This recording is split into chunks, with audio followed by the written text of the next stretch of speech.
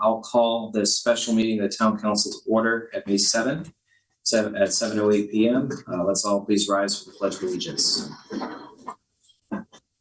Pledge allegiance to the flag of the United States of America and to the republic for which it stands, one nation, under God, indivisible, with liberty and justice for all.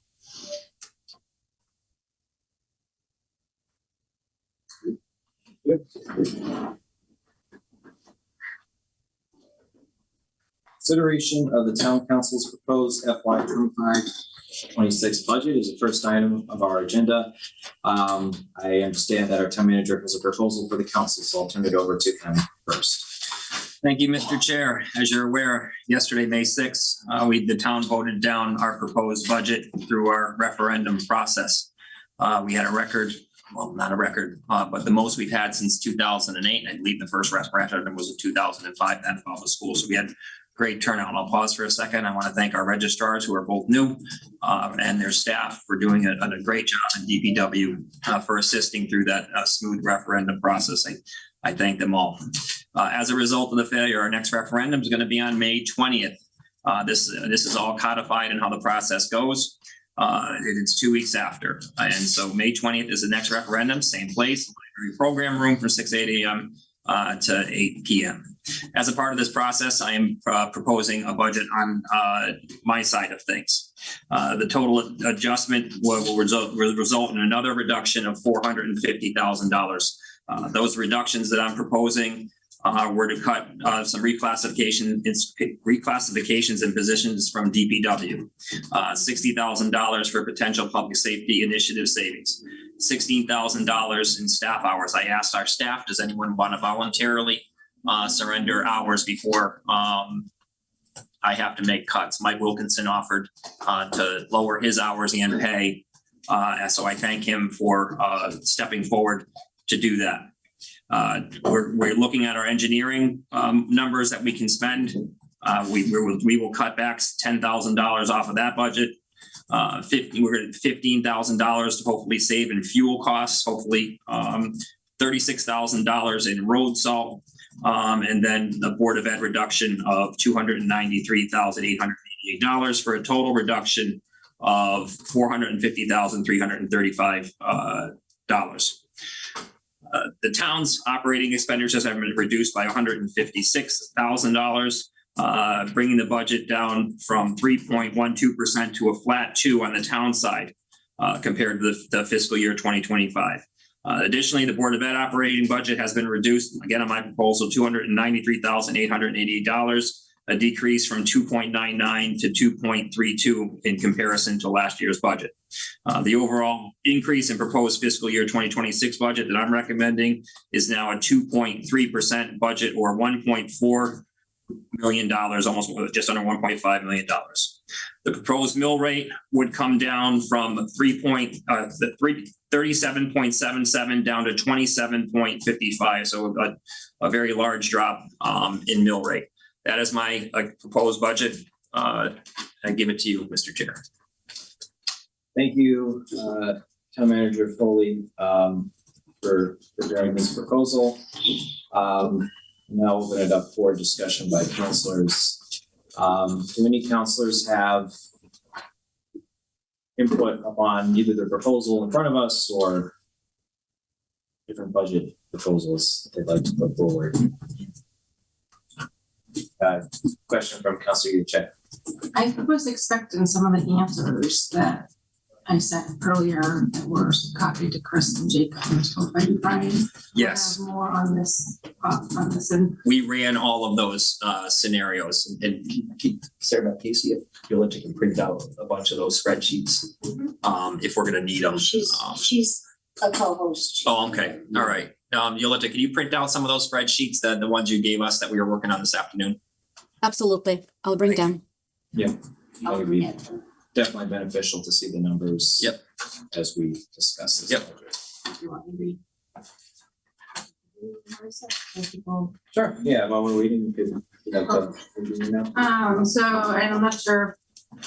This is Jacob, you shared it with others. Jen and Mary. I think I might have, I tried to forward it. Yeah. Okay. I also missed the don't question. know where- Not why- over this one, so please. But basically, I hear a lot that people want 0%, so I really want to understand what 0% would actually mean for the town, how big that would affect the town, and what services we would actually lose. Average house goes up about $300 at a 0%. Right, so my question is, what does the town lose? But we must lose a lot, because how many millions of dollars would you have in the budget, I guess is my question. 1.9 million. Yeah, it's gotta be close to two. Yep, 1.9 million. But that was 4. So, point of clarification, 4 million is what approximately what you'd have to cut to get a 0% tax increase, whereas this is a spending increase, is what Brian is referring to. Yep. And we would need to cut how much to get a 0% spending increase? 1.9 from the original budget. So we think that would really, That would be devastating. Sorry, I didn't mean to. I like playing those games, sentence finisher. Sorry. That was actually really well done. So I just wanted to put that out there because I did also say in the email, I think part of, I can't speak for all of you, but I can certainly speak for myself and maybe some will agree. Again, this is all in the email, I want to make that clear. Maybe part of my job, maybe, I didn't make it clear on what we could lose if we went down so low. And whatever we agree on, I think that's part of the message. It's not just schools, it's this, and this, and I'm sure whatever, if we can come together, maybe together we can work on some sort of better messaging to get out there. That makes sense? And then I guess my other question to that was, what would it look like if we took another $250,000 out of the unassigned fund balance to not affect some of these reductions that I'm seeing in front of us, what that number was. So hopefully we have what that number and what that number would come down to. Because it's to me personally, that Board of Ed deduction is huge. The Fitch study, I mean, we know how much they're saying that we need in this community. $60,000 over a great scheme of things is not a lot, especially when you start that in the January next year timeframe. We've talked about how much money we're seeing investments coming back. It just in probably $80,000. It sounds from the most recent appeals coming back. So there's other funds out there. I know they're risk taken, but I think it's a good conversation to talk about. And that's all I have to go. Thank you. So I think Counselor Beebe, did you have a? I had a question, I just wanted to clarify, because we talked about two things. So Sure. you talked about 0% spending. And I'm not for any of these. I know that. So I'll Points. preface that, right? So Okay. this is, I understand that you were not advocating, but Okay. you were asking the scenario, what it looked like for a 0% spending increase, which would be basically which would keep our budget the same as it was last year. Correct. All right, so that's where the $1.9+ million comes from? Yes. Okay, and that's not the same as a 0% tax increase, because even without that 2.99% or whatever we did as a spending increase, the revaluation shifted an enormous amount Right. of cost from commercial and corporate properties to homeowners. So that was many millions of dollars. Mhm. Right, because we're talking multiple percentage points there. So so there's a differential there. There is, I think, and Jacob clarified that earlier, but regardless, I guess the point really is 2 million, 4 million, it doesn't matter. That's a. Yeah, it's one's really bad, one's a lot more bad. And I think to your point, the where you're going with that is that I concur. I think that we need to do more education so that people understand the impact of this, like why this happened and how the cost burden is being shifted. All right, thank you. That was just. Yeah, thank you. Hope that gave you enough time to get.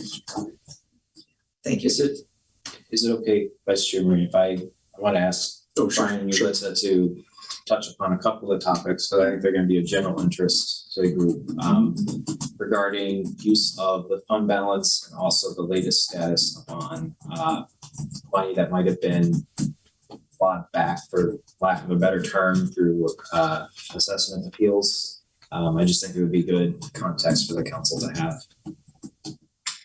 Okay, so let's start with the fund balance. Some of the things I'm seeing out there are that we have $500,000 of found money that we had talked about in the last quarterly review. Let's go ahead and knock $350,000 right off that. We have a debt settlement coming in executive. We talked about it in executive session. It'll be on the agenda on Tuesday. So the 500,000 is 350 of it is already accounted for. We have already put in roughly 827,000 out of our savings into this budget. And it's not a one-time expense. This is a reoccurring expense. These are for reoccurring expenses that we're going to have to face in every year after this. We are putting ourselves in financial peril. And as I've said to council in private, myself and our fiscal staff, when the town is in fiscal peril, we are the ones who have the light shined on us. And I want to go on record saying, I do not think it makes fiscal sense to spend another penny. This is likely the most we've spent out of, it's a max of the tax stabilization fund. The tax stabilization fund, we're spending $300,000 out of this year.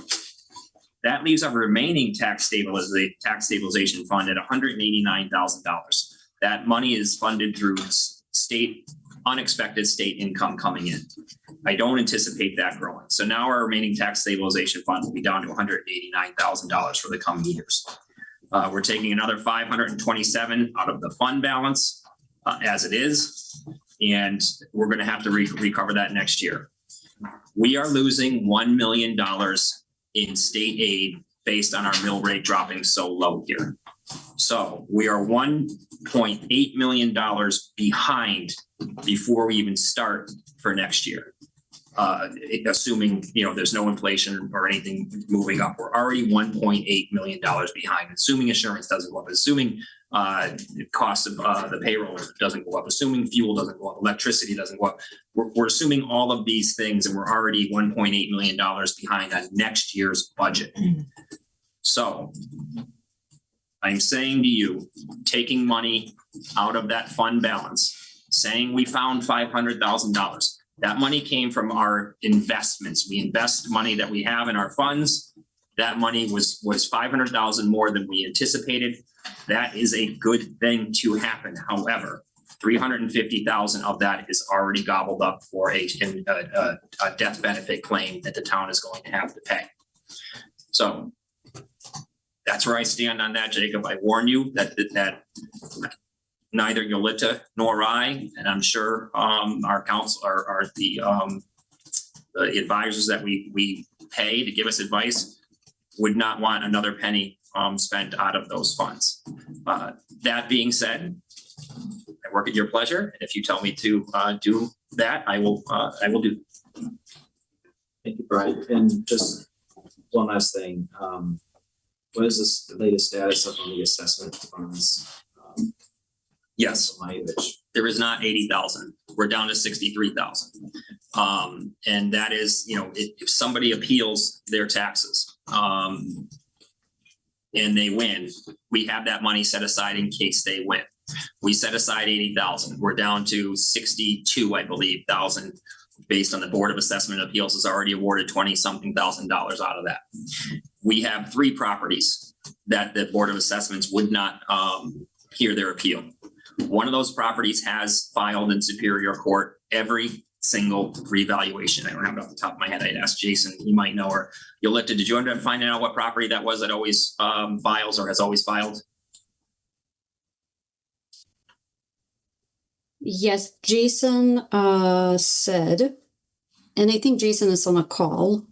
I am. Yeah, What Wood are the- Lake, Go ahead, Wood Jason. Lake Nursing Home and Star Hill for the last 2 revals have filed with Superior. They have 60 days to do that. Each of those are roughly $1 million, which any of them would gobble up that remaining 60 or so that we have there. So there is not potential. I would not recommend doing that if they do file and typically, as some in this room know, the judge tends to split the baby in those scenarios. We would have to come out of pocket in there. So there is not that 80,000. Thank you, Brian. We'll go to Councilor Moran. Yep. So I just think that we need to take a step back for a second. I'm all for rolling up our sleeves and getting down to figuring out what to do going forward. But I just want to back up for a second and say that I'm proud of the bipartisan work that we did up to this point. 6 of us engaged in sort of a back and forth. I don't think any one of the 6 of us was completely happy with the budget that went out, but I think that's what compromise is. But all that work was undermined by Councilor Shea and at least some members of the RTC. And it's their right to oppose the budget. But they chose to strategically do that in the 11th hour before the referendum. And if they truly believed that that was what the will of the town was, I just don't understand why they didn't just allow the budget to fail on its own merit rather than whipping that up. And so the reason I bring that up is because nothing we do here tonight is going to matter if we don't leave the room and all 7 of us either support the budget or at a bare minimum don't stir up a campaign to tank that budget. It does not matter if we leave this room. All the work that we've done up till now, it was undermined. And so it doesn't matter how long we spend here tonight trying to develop a budget. If we don't try to work together, all of us, we're not going to get anywhere. And we'll be here again for another referendum. And so I just want to say, I also recognize, in my effort to continue to work with whoever, regardless of political affiliation. Thanks to the second question on the ballot, we know that the vast majority of people who voted no because the mill rate was too high. And so we know that we have to lower the mill rate. We have to look at responsibly using unassigned fund balance if we can, given that we are in hopefully a once in a generation reval where property values skyrocketed for residents, but did not increase nearly as much for commercial properties. So a huge amount of tax burden shifted to residents. And we also have to look at responsible ways that we can cut spending in the town. So I acknowledge that. I know that that's why there's a no vote. All I ask is that all of us, Councilor Shea, I think, hopefully he's online, but is that we at least, there's a willingness to actually, work together, meet halfway, compromise, and then at least not undermine the hard work that goes in from this council, or else we'll be back again. So, like I said, I just want to say, to the 5 of you, I appreciate the work that we did up till now, and I appreciate, your willingness to work collaboratively. And so, thank you, and I'm hopeful that we can continue to try to do that. Thank you, Councilor Moran. I don't know if someone had Councilor Newman. Yeah. So I kind of just want to piggyback off of Councilor Moran. I'm extremely frustrated with how this past budget went. And to see it from my own party, how quick it can change for aspersions to be cast in our direction for working together and trying to put together a budget that would give the most money to the town and the most money to the school. I don't like to be put into a party. If anybody's talked to me, I've said I'd rather be categorized as a patriot before a Republican. So for all the Democrats that are like, I don't know about that Councilor Newman guy. Well, I think if I were to decide to do this again, I might be pretty popular with the Democrats, being able to swing and want to give our town and our school more money. I'm always here to vote and be invested in the morality of the cause.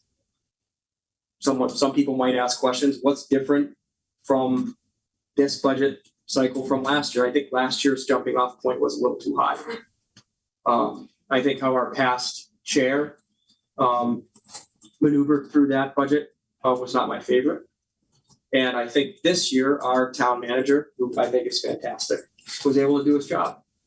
and bring us to a historic, a more historic mill rate. For my party to expect me to toe the line and come in with the absolute lowest budget I can bring, it's not gonna happen. It's just not gonna happen. I'm going to vote how I see fit.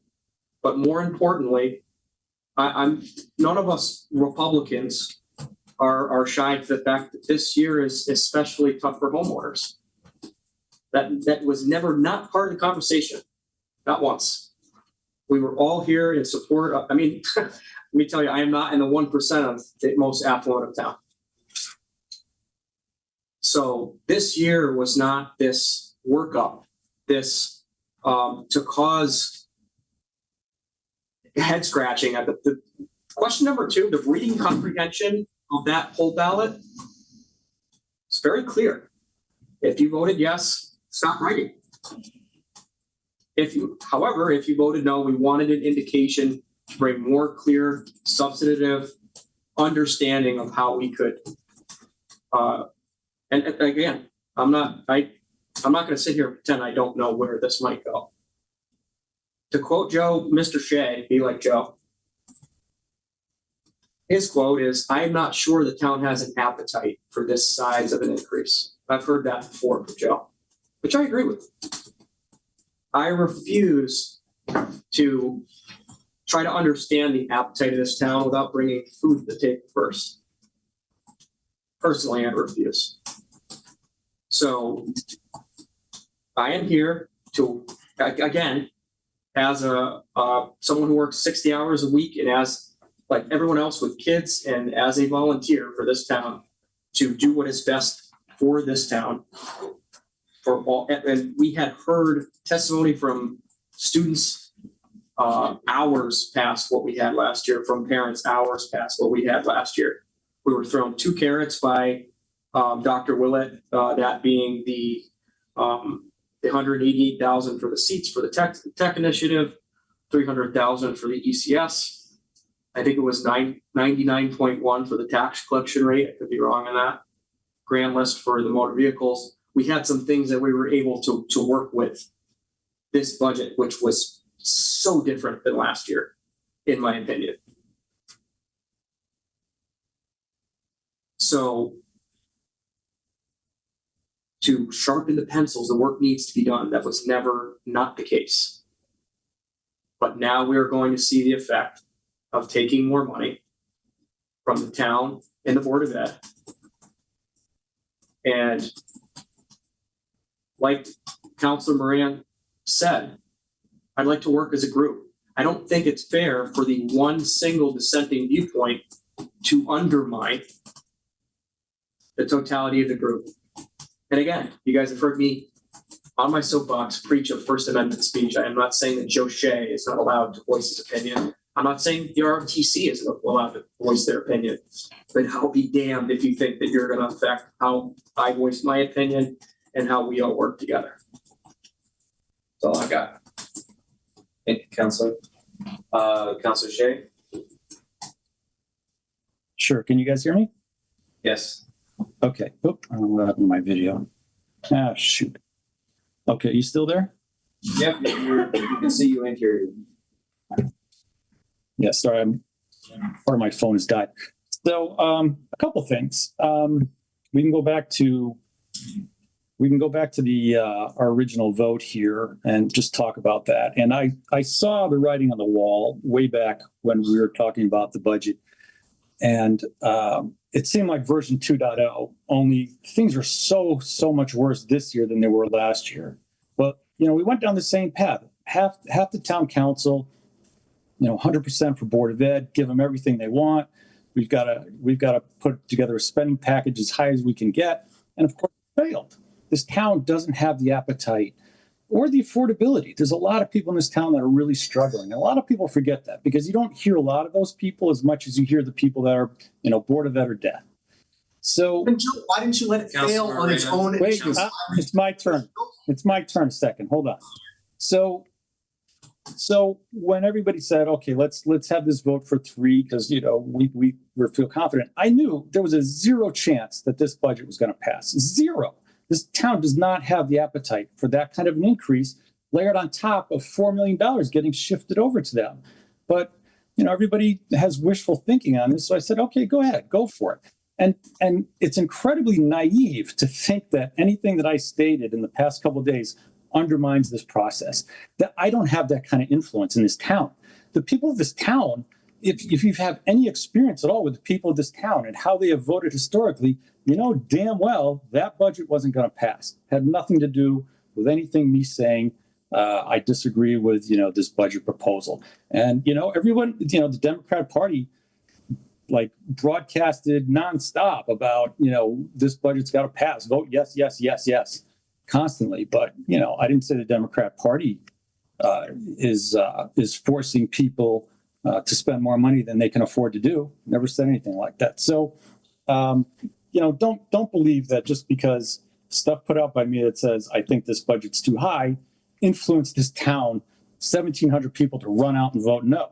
That's not the case. It's historically the way this town has voted. So let's not be so naive that something I said or was quoted by the TRTC influenced or changed the voting process. Just didn't happen. In case you're calling me naive, Councilor Shea, if you were 100% sure that the budget would have failed, then you should have let it fail on its own right. And I would stand here, just like I'm going to stand here tonight, and recognize that people voted no, told us that they voted no because it was too high. Fine. I'll move forward in that direction. But if you were 100% sure there was no reason to undermine the work that the 6 of us did, you've never come to the table willing to compromise. I respect that you have a very firm position on the budget. That is your right. I respect that the RTC has the right to voice their position on the budget. I'm asking you to not undermine the process of the work we're doing. If you're not willing to work with us, at least don't undermine us. It's simple, Chris. There were a lot of people that called in, and it's the Democrats obviously wouldn't hear these conversations, but a lot of people called in the Republican Party and said, what are you guys doing? You're not representing us. You guys are trying to push this huge increase down our throats. Does anybody represent us? And that was their concern, that they weren't getting a voice, because it sure wasn't coming from you, and it sure wasn't coming from any of the other Democrat parties or Chris Jimenez. It was being pushed that this is a great budget, spend. And they were frustrated. They're like, how come we don't have a voice? So I was the one voice that said, I agree with you. It's too high. Great. So I'll just reiterate again. We're going to spend a lot of time in here going forward then, because we're going to be exactly back into the spot. Yeah, you are. If you haven't learned anything the last 2 years, you are. I do. Well, Councilor Newman, you have a question? Yeah. So Joe, just a quick question, since you're the tip of the spear here, it seems like, and we've certainly had our disagreements before, monetarily. You're a good finance guy, right? How am I going to get my trooper for our kids in our schools without spending money? Well, it's a question of priorities, right? I mean, just as at home, you have a certain amount of money that you can spend, and you have to decide what's the most important thing to spend it on. So we have to establish priorities. The Board of Ed, we can't tell the Board of Ed how to establish their priorities. We can make recommendations, but the Board of Ed has to make a decision. I've got this much money. Do I spend it on a state trooper, an SRO, or do I spend it on 100 new seats in the auditorium? What's it going to be? That's the way budgets work. Obviously, you and I agree to disagree with a little bit here, but I'm just asking you if we're all in the boat here, not to create mutiny and to work toward, we know what, if like to your quote, the town appetite, we know where this should be. For our residents to not feel pressure of tax burden, we should try to get, I really do think that if this wasn't a reevaluation year, this budget might have had a chance.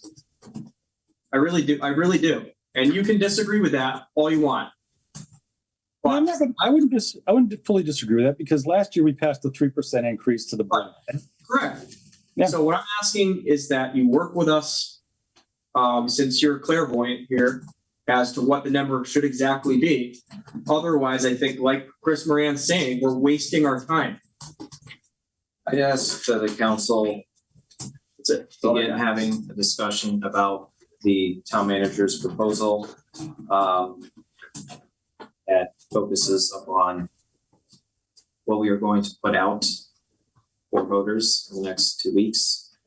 So with that, do we have any counselors that have either amendments to this proposal, general feedback on it? Sorry, Counselor Yudichak, please, you have the floor. Because again, it's the starting point. I don't think we all know what we really want. I know it's important to you, Alex. We all know it's important to each other because that's what we ran on, right? So, and then we try to encompass it all with our residents in mind, of course. I mean, I've told you, Jacob, multiple times, I cannot cut anymore from the Board of Ed. I've repeatedly said that. And I've repeatedly said that $60,000 public safety initiatives is not a lot of money. That's something that this town needs. We're way behind on public safety, according to the Fitch study that we're gonna hear about in a couple of weeks.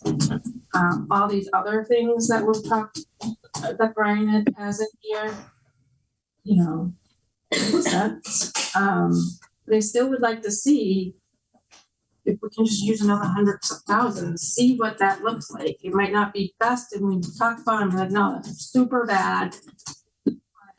Again, I also do want to make sure, Brian, I'm just gonna go right to you, I'm sorry. Can you just tell me, just so people know, what a 0% spending increase would be? What would affect the town? What would affect the Board of Education? Just a generalized thing, so people clearly understand what losses would impact us, impact the town, the community. At a 0% increase, we would have to reduce $1.9 million.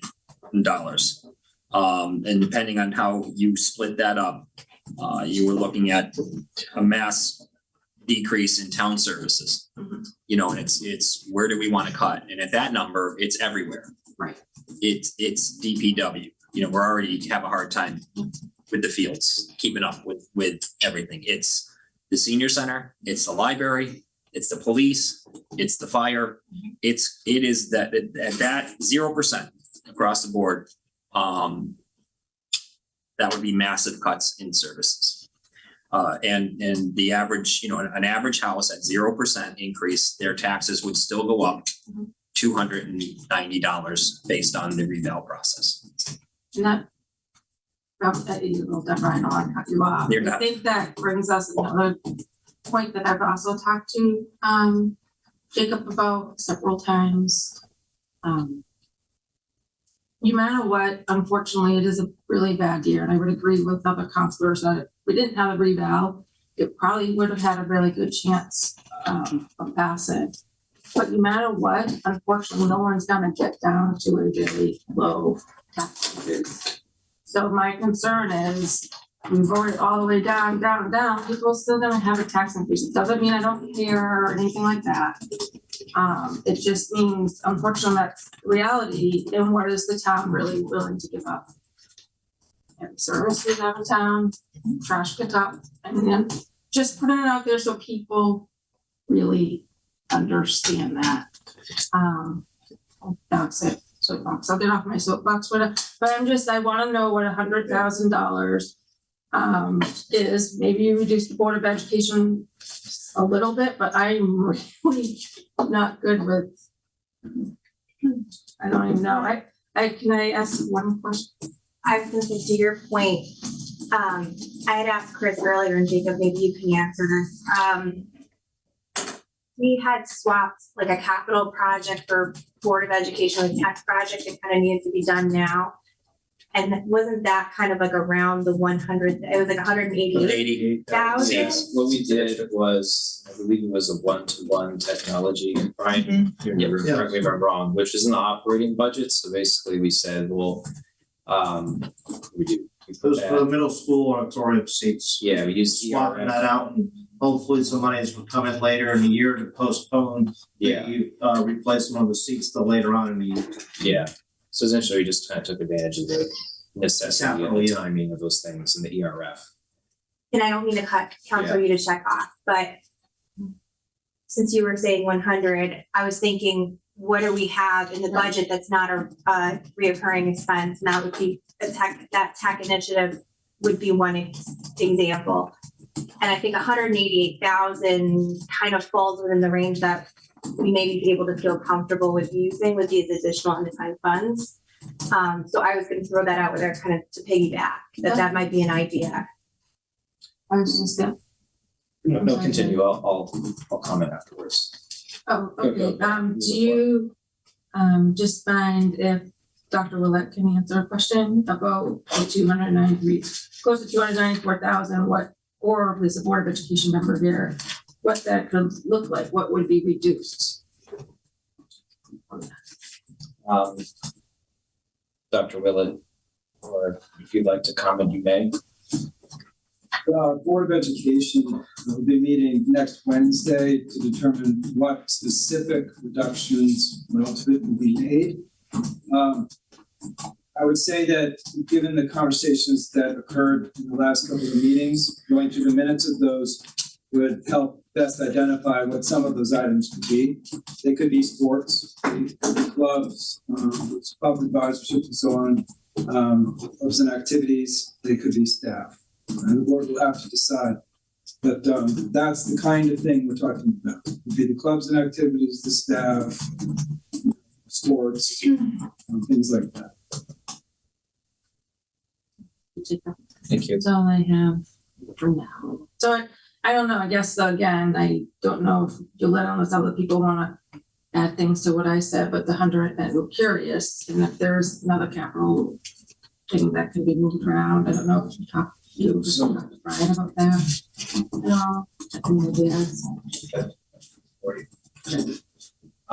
So just to clarify, do you want at some point to run another scenario with what you suggested, additional 100,000 from balance? I can't remember if there was anything else there that changed the. I don't really, well, I wanted to keep the public, if possible, I just would like to see what it could keep the public safety, like I said.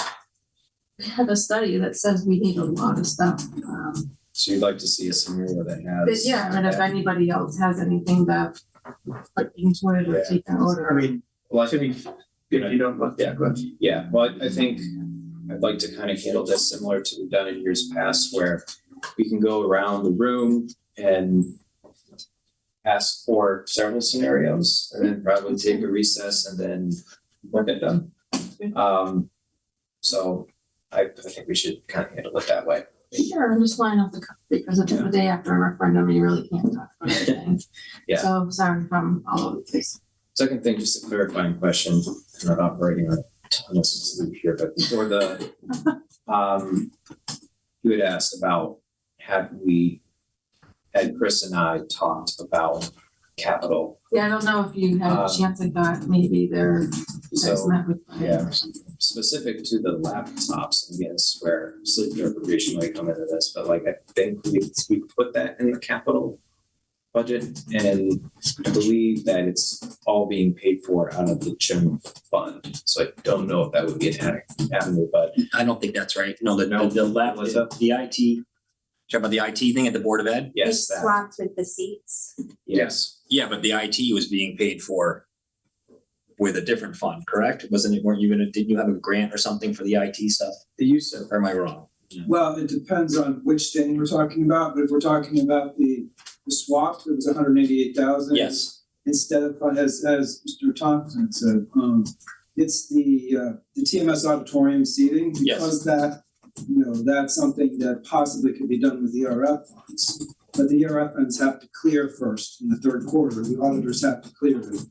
That end of year funds that we'd have from this year would then be moved to the ERF, cleared in the third quarter, and then could pay for the auditorium seating. But because we need the ed tech stuff now, that money instead could be used as capital to pay for the ed tech stuff now. That could be reduced from the budget, which got us to 2.99. Does that make sense? Yes. That answer your question. Yes, I just didn't know if there was anything else that we could reduce to bring the number down. Well, I mean, we got. all that's left that we can reduce out of the general fund to capital. The capital, I'm assuming we're talking about the capital plan, right? Capital projects, thank you. Is the 100 and change for the fire doors. I'm not going to be the one to say, let's skip the fire door safety That's the thing that the only fire thing marshal has. in the budget, that's the only other. Well, there's smaller things like town vehicles, Board of Ed vehicles, the depreciation. There's the paying for our sewer loan that we the sewer system, each year that we have that 134. I don't recommend taking any of those out. Those are reoccurring things that we have every single year. The new things added in are the last thing left. Remember, we took the tractor from DPW out, took out the seats. The only thing left is the fire doors out of general fund. To clarify, you're saying we're already, basically anything that's in that budget, we're already paying Yes, unassigned. So the Yes. option would be to kick it out a year to save money. That would be, if you wanted to go down that route, that's what you would have to do. Don't do the fire doors this year, do them some other year. Is that, not to or say your words, not mine, but yes, we could do but that. that's like how it would work as a concept. We're not Yes. talking about paying cash for something we're gonna borrow. Yep. We were going to borrow. Yep. Just to clarify, these are the fire doors in the schools, right? Yes, sir. Okay. Nothing mandated or something? Mandated by our fire marshal. Dr. Wool, if you want to expand on that? Yeah, you have an excellent fire marshal in town, and we're very lucky to have him. He had seen some of the things in the schools with respect to the doors. They're safe, but there were upgrades that were needed. He conveyed that. We have an excellent facilities director, as you know, Pete Scava. So Rob and Pete Scava talked about it. Pete got experts to come out and check the doors. They created a quote for what we would need to spend to upgrade the doors to make sure they're fully capable in every way they need to be to code. And that's how this evolved into a capital. Thank you. Might look something like right? That's my opinion. Okay. I just have a quick, this is just to save time for tonight. I'm sure everyone knows this, but I love our chief and he knows that. My opinion is at least comparing apples to apples, the fire department's good. That's really my opinion. Have you seen the pitch study? I understand, but my position will remain, I would rather have someone behind unfireproof doors protecting the school. Oh, yeah, I'm not saying to get rid of the fire doors. That's all I'm gonna say. Yeah. Yeah. That's where I'm at with it. I mean, I understand your fervor for the fire department and I appreciate it. I'm sure chief does as well, but in terms of the town fire and our state troop, get a lot more help on that side, in my opinion, all over town. So Oh, yeah. Can I ask a clarifying question? For whom? Sorry, I- trying to make sure I keep track of the conversation. Probably for Brian. Okay. Is the pitch study public now for the general public to look at? No, I don't think I have the final copy yet. I can tell you this, he will be in here on May 27th.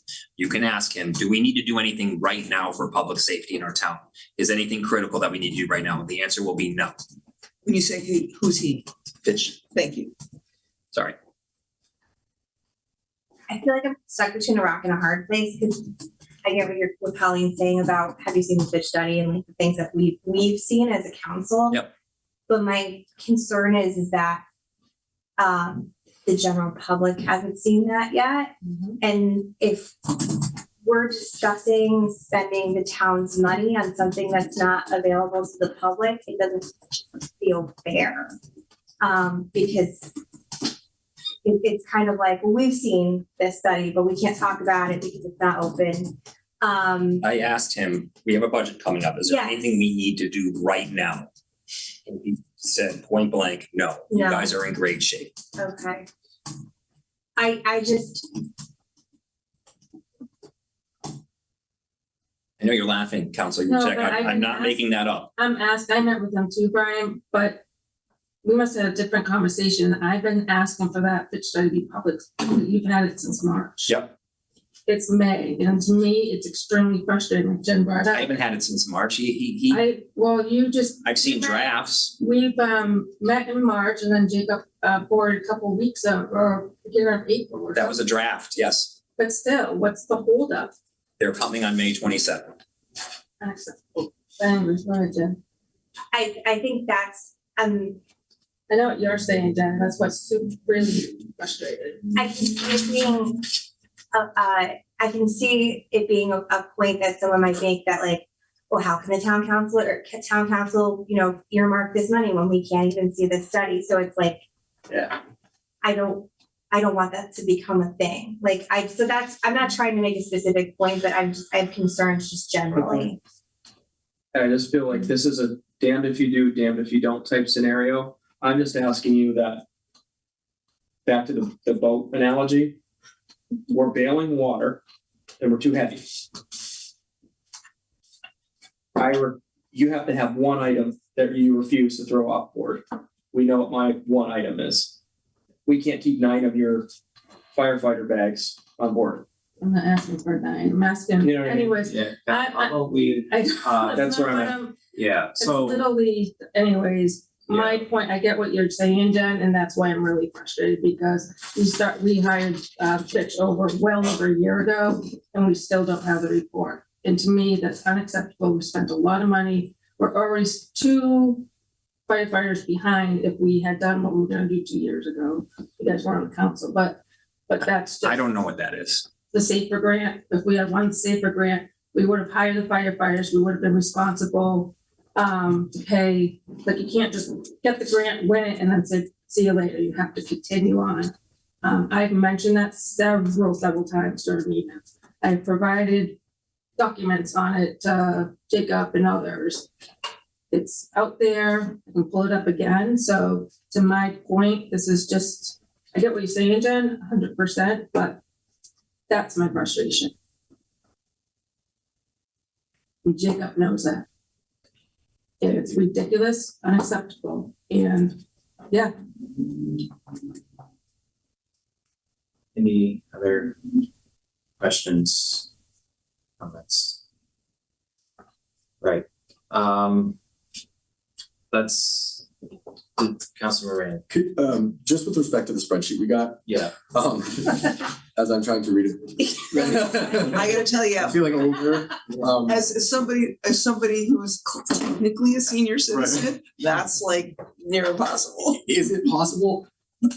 I mean, obviously, but depending on what you think, to just get like a macro overview from you, lead to just about the various scenarios that, I think these are in part based off of what Councilor Yudichak has said for the questions. Yes, I do. Just to get sort of like a high level overview of like what we're talking about spending wise and, what we're talking about, just a big picture.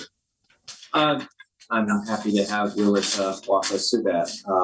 Yulita, can you please provide an overview of the spreadsheet? Maybe start with just how to read it, and then we can go column by column. Absolutely. Let me share my screen.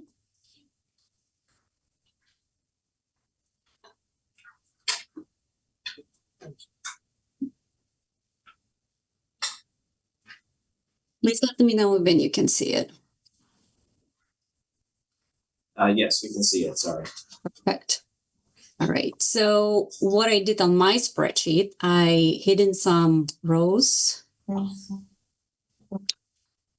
right there, just for, better visual, because I understand it's very small, but I wanted to keep all scenarios in one spreadsheet, just for the comparison. So I will start from the beginning and kind of walk through across the right. So I'm going to highlight the areas and kind of describe what those mean. So the first columns that I just highlighted, this is the council budget that failed last night. And what I've been doing is I have comparing each scenario and primarily the bottom table, what that means to the citizens and tax bills. So that's, I think that's a key information, and this is what we trying to look, how these increases or reductions make the difference in the tax bills. So if we look at the column T through W, this is the scenario that town manager presented today. And it gives all the breakdown that we had in the note described the proposed budget adjustments, total of $450,335. Any questions here? Okay. The next columns are presenting scenario with the 2% increase total to the budget. And maybe just a point of clarification, these are other scenarios that counselors have asked Yolita to run today, not the official manager's proposal, but I think excellent discussion points. So please continue. Thank you. And you will notice that what town manager presented, I kept the town portion reduction, and those are in the gray color. So it's $156,455 that town manager presented. The rest of the reductions to reach the goal of 2% of increase, we need to close a gap of $485,774. I do not adding or describing, is it town budget? Or is this BOE operating budget? I'm just leaving this as a whole to close the gap to reach 2%. Any questions? You'll lead to just one. So like in this scenario, the 2% that you're talking about, so when it says 642,229, that's what we'd have to reduce from what the budget that failed, correct? Correct. Okay, thank you. So in the bottom table where we calculating what that means to the tax bill, again, we are comparing to the values that were presented to this scenario particularly. The next scenario is 1%. And it has the same information of the budget adjustments that town manager presented, $156,455. And here we have the close gap of $1.2 million, $22,434 to reach 1% increase. The next scenario is 1.5, and my apologies that it's not in the order. It wasn't inserted last minute. The same data for the town proposed adjustments and the close of gap of $804,104. And the last scenario is the zero increase.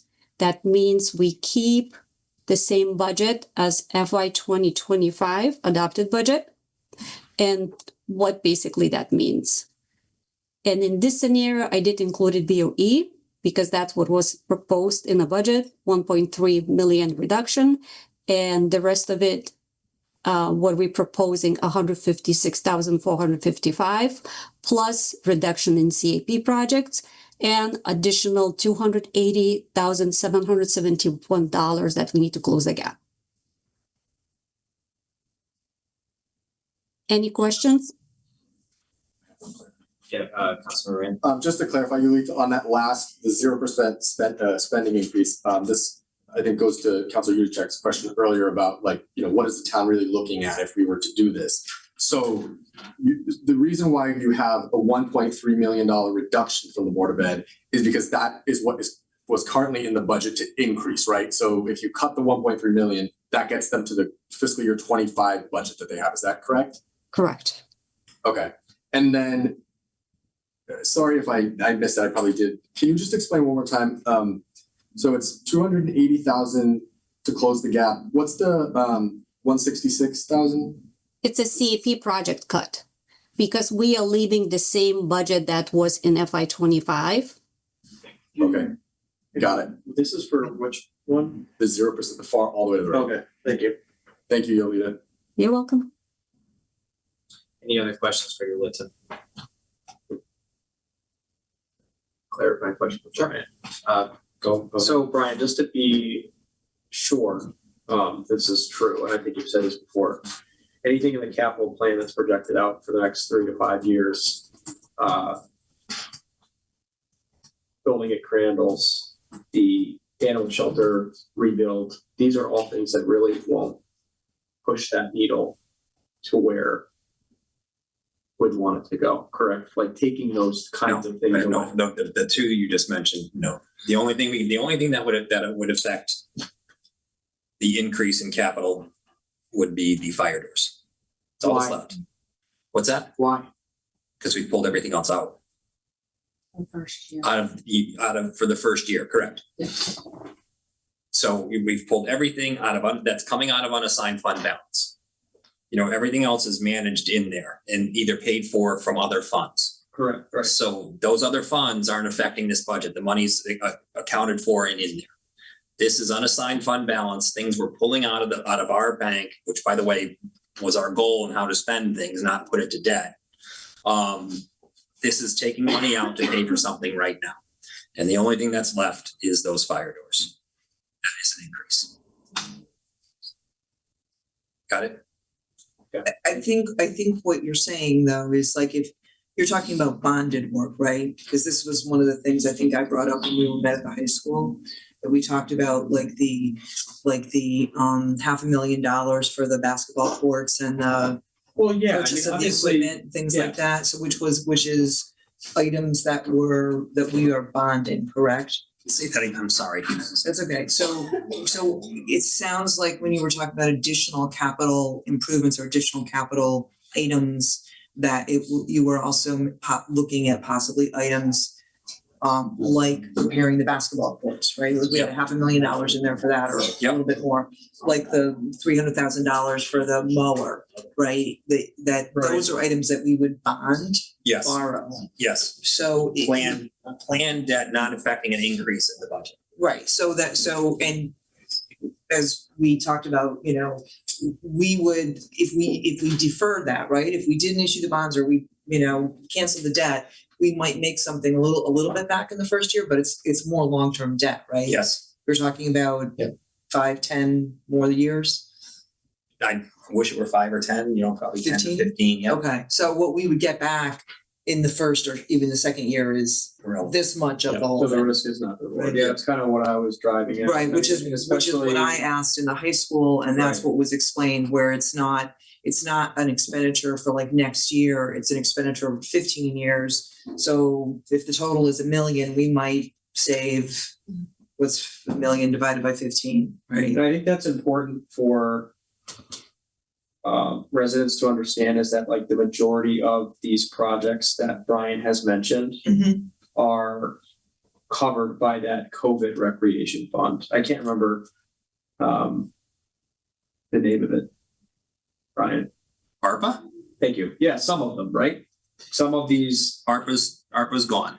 well, I know that those are gone, but these are like, for example, the squash or the Pickleball. pickleball courts. Steep.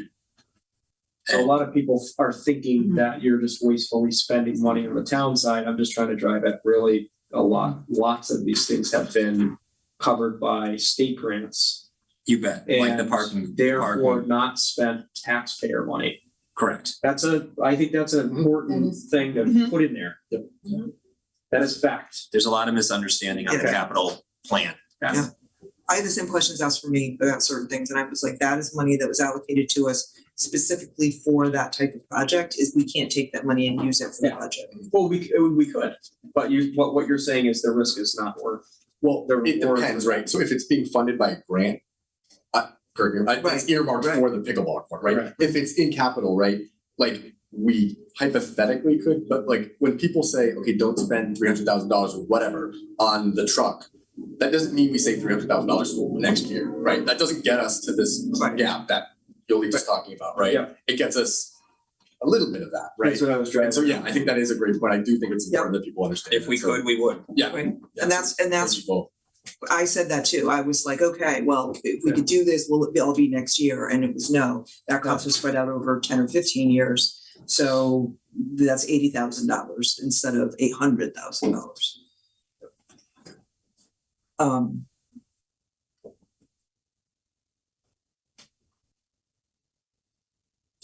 Sorry, were you gonna say anything? No, Councilman? I think that's really important. I think that's really Yeah. important. And in some No, I agree. cases, when we've been given grant monies, that grant money is like it's encumbered. It's like we can't just disregard the terms of the grant and use it for Yeah. something else. I agree, there's a lot of misconceptions Right. around capital. So it's For kind people of that don't easy see to that. explain, especially Yeah. if you don't work with that regularly. Okay. So, do you have a question? Sure, then I went to the floor, but I. No, go ahead, you go, mine's just, Is that clarifying or? yeah, I guess, I don't really know, I've done a couple times, so Brian, you're putting forth was a 2.30, is that right, right? You are? Thank you. So then, so this is so tiny. So that, what is it, is it 2%? That's just. Town, 2%. Is that additional, do I have the math right, $35,439 more to get to a 2%? Is that correct? No, to get down to a 2%, From where you are now? from where we were yesterday. We took out roughly, just looking at the math here, 150-ish thousand dollars, I think I have it here on the downside. Hold on. This says in total adjustment result in a reduction of 450,000. Yep, that includes the Board of Ed's 298 and then my 150 or so. Okay. I was just trying to figure out how Yep. much, so really it would be. Okay, Yep. thank you. All right, so I'll just put my thoughts up on there, for the budget. I think it'll be popular, but I want to give my two thoughts on where we need to be for numbers. I was looking through how much this referendum passed or failed by this time, comparing it to last year, it failed by about the same amount as the May 2024 referendum. As you may know, it took 4 referendums to get that budget to pass. We ultimately closed the gap and got it to pass after reducing $896,000 from that budget. I think that is where I think we gotta go, which would be about a 1.5% increase from the previous year. I feel that this is important for a couple of reasons. One, the results of question 2 were pretty unambiguous. We've got a lot of residents this year who seeing their utility bills skyrocket, grocery bills are really high, everything's really high. And now we've also have impending tariffs and potential recession because of that.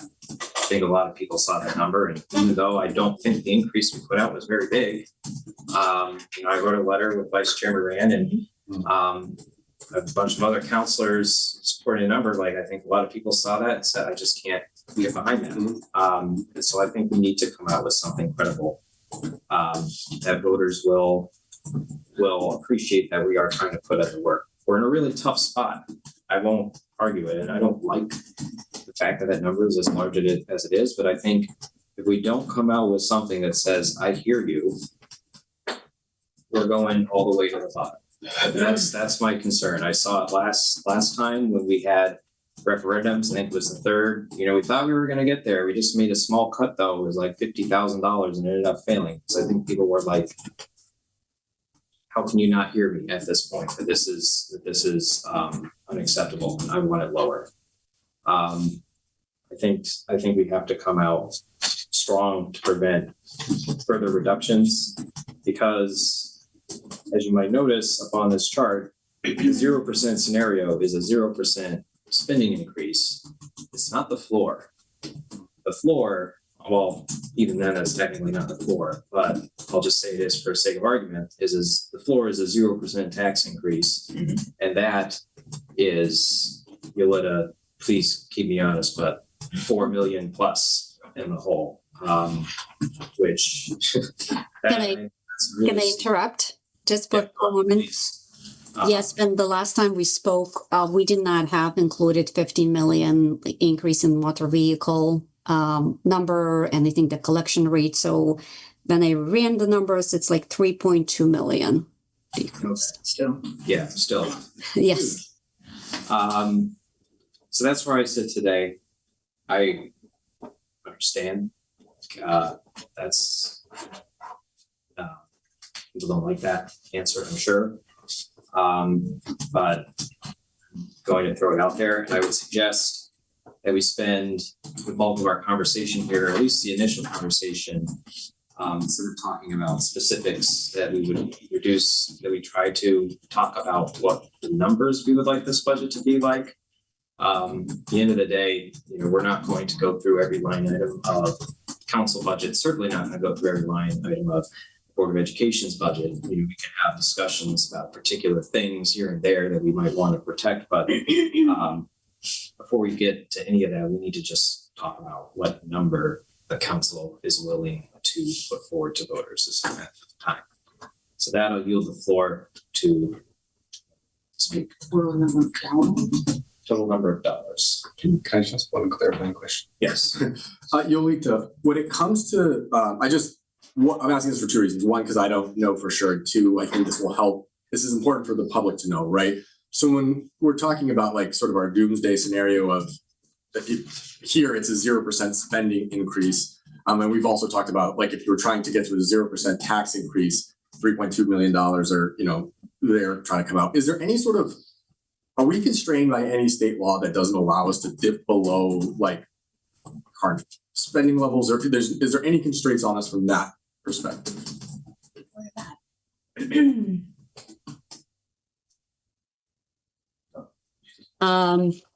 I believe there is. I have to look it up to get a clear answer.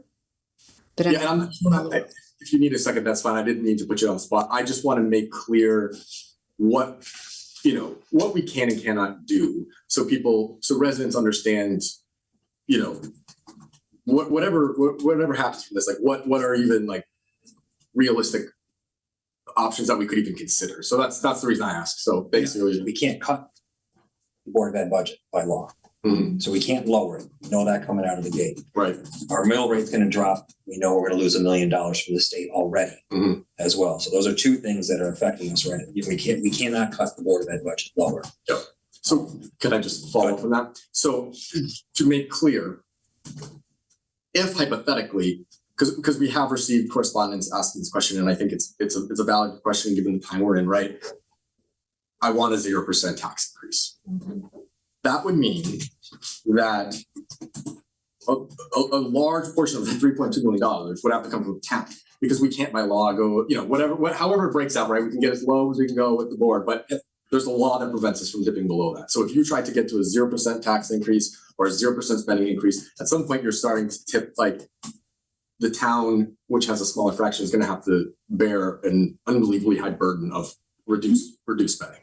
Correct. Okay. Thank you. Could I ask a clarifying question? Sure. That being the scenario, because what I'm here to do tonight is try to earmark things that should be there. One of them was the question I just asked that Mary Lee helped me maneuver through. The other one was question 2 on the ballot. What does that look like? What do you mean question 2? No, I'm saying things that I'm trying to clarify tonight. Yep. Question 2 on this past voting ballot, I tried to shed some light to. Yep. The question that Chris just asked. What does that look like to the town? Oh, based on what the scenario you just And to be clear, I'm not like advocating for it. I'm saying like what happens to the town if we're like, I want a 0%, even if it's a wholesale elimination of services at that point. Wholesale. It's not, losing a few jobs here and there. It's I'll start with the no troopers, or no senior center and no library. No, it's wholesale. Where do you want, what one do you want to get rid of?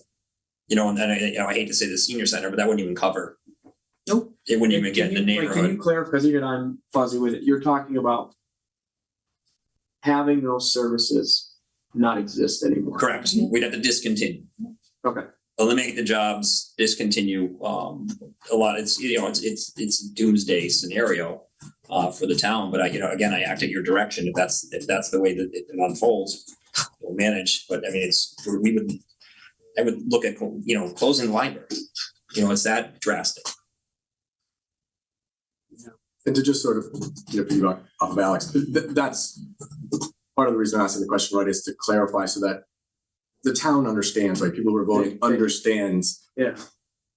What the consequences of the decisions that we have to make, right? Yeah. It's so certainly I'm not saying that we should do a 0% spending increase or a 0% tax increase. As much as that would be great, it's just we're looking at like decimating the town. So that's all I'm saying is to put into perspective so people understand what we're trying to do. It should be known that if you're gonna come on social media or even in public and vocally advocate 0%, which is your opinion, it comes with the aforementioned closing the library, closing down.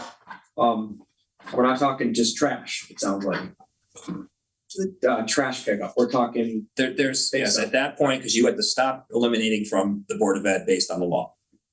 And now you have to start picking it up on the town end. What do you want to get rid of? Right. Could we exist without resident troopers? Sure. Could we exist without a fire department? Sure. Could we exist without a library? Sure. Could we exist without a senior center? Absolutely. Could we exist with, half a DPW? I don't know if we can provide that, safe roads. But those are what nobody wants in this town. And let me, say to all of you, I have tried every year, and until this moment, and this is only speaking in doomsday scenario, to not talk about where I would cut. Because I have to manage a staff.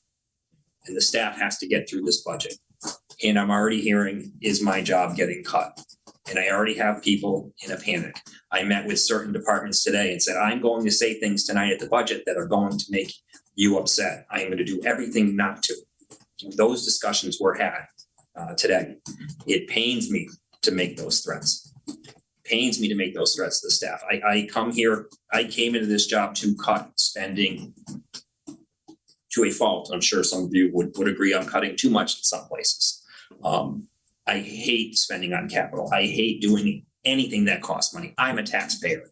I won't say her age, mom in town hates when the taxes go up.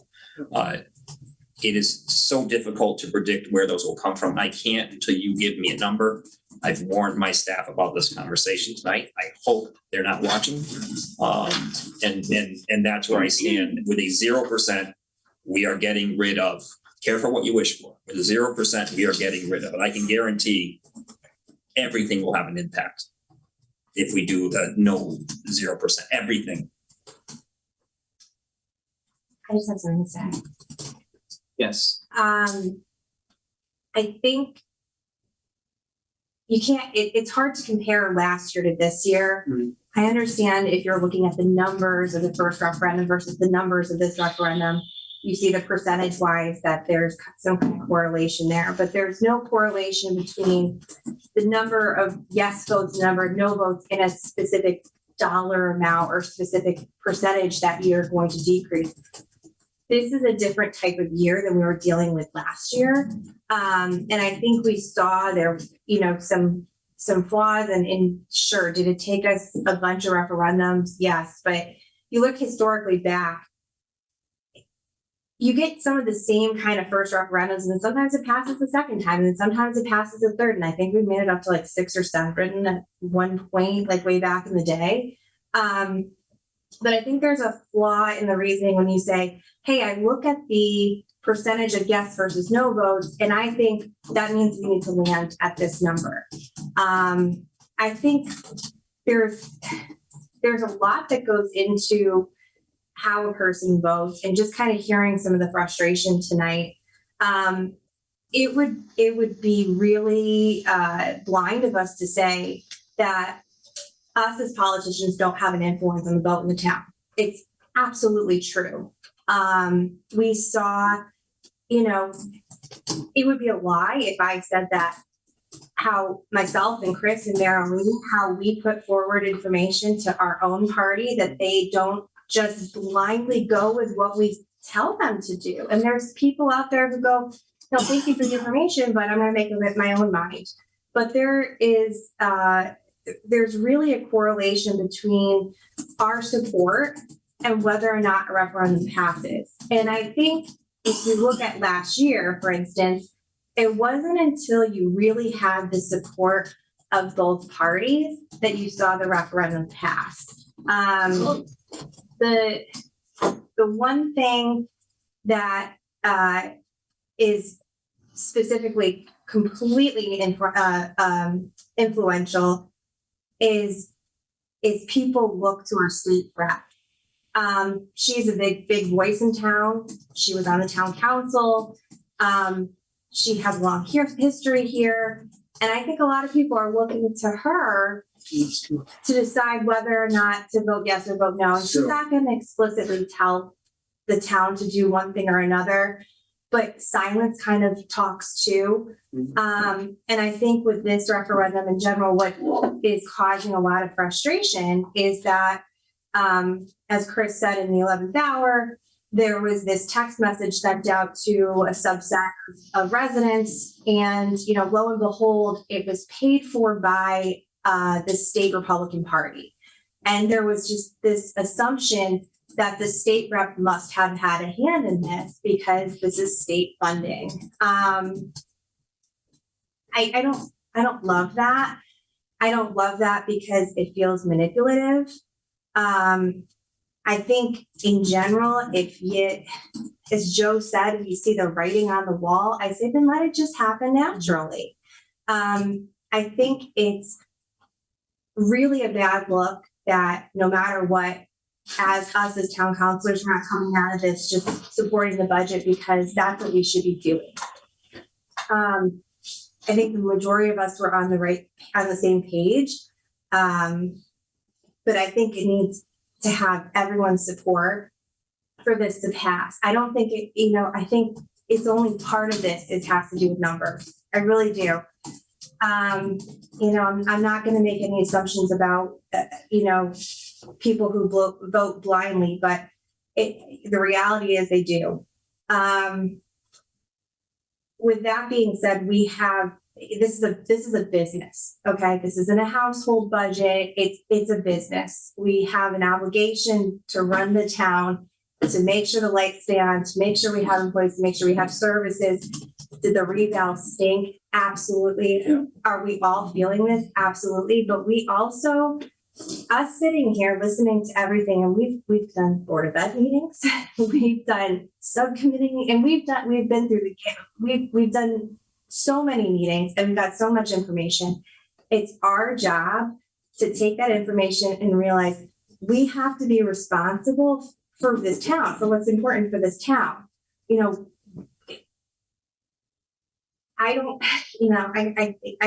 I have kids.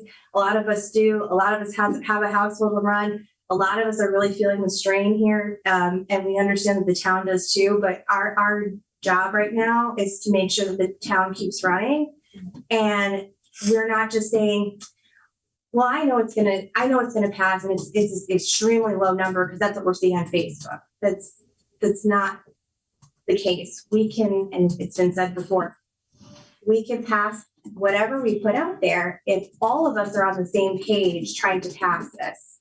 And I know, again, this has been said a million times tonight, but we really do have an influence on the town. So whatever we talk about tonight, it's not going to matter one iota if, Joe's going to contact Connecticut GOP again, they're going to send out a mass text message to everyone. So we really need to all kind of get on the same page. I think we can compromise. I think there's some good ideas coming out of the town manager's suggestions. I think there's things that can be tweaked. But I really would love to see us kind of work together and not just jump to this kind of anywhere near this doomsday. I don't think that's necessary. I think we know that that's not in the best interest of this town.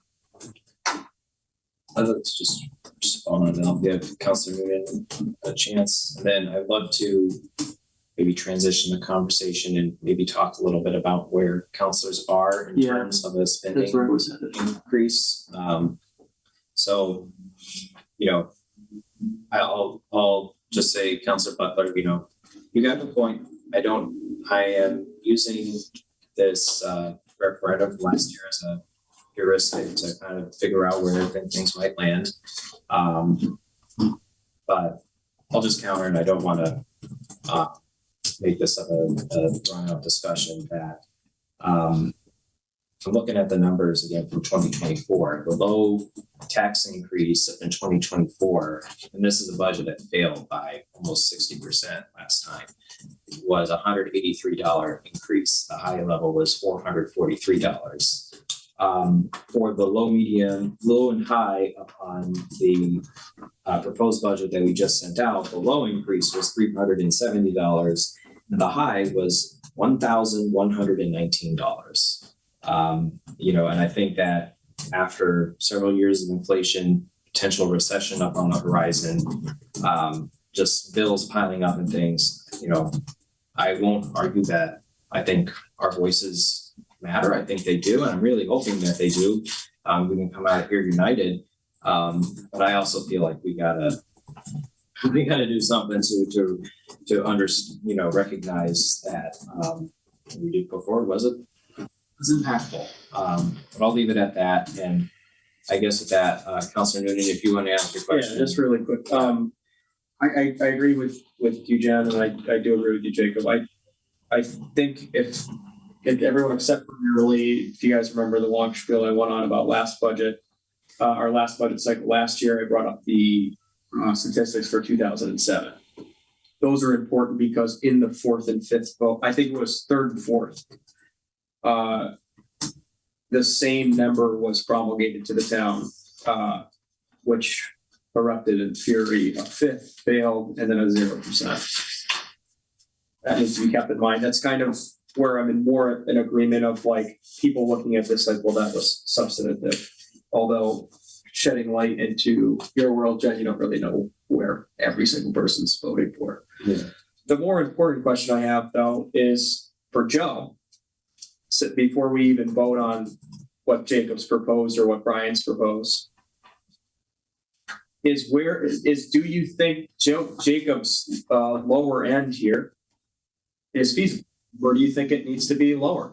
Because I really need to understand where you are at with this. So Councilor Shea, if you'd like to start. If he wants to. Yeah, if you'd like. I suspect that we may be very different from each other upon our opinions as we go around the room. I would just ask that we have a respectful conversation. We do have to get a budget passed tonight. So Can I interrupt for a second? We make sure that Joe has a copy of what He does. he does. Did he open it? I know he sent it. Did he- I do.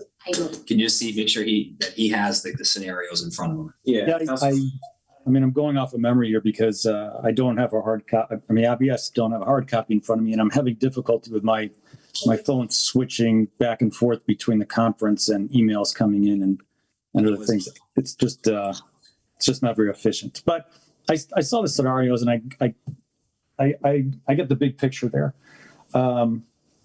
Alex, good question. So first of all, I agree. We can't go to a 0% tax increase, right? Because we'd have to reduce our budget by the 3.2 million that I heard, and that's just unrealistic. And I think the rule is, as far as the Board of Ed goes, I think you have to maintain a per pupil spending amount year over year. So if we lost like 300 students, you can technically reduce the school's budget as long as you keep your per pupil spending the same. But obviously, Dr. Willock can verify that, or that can be looked into from a legal perspective.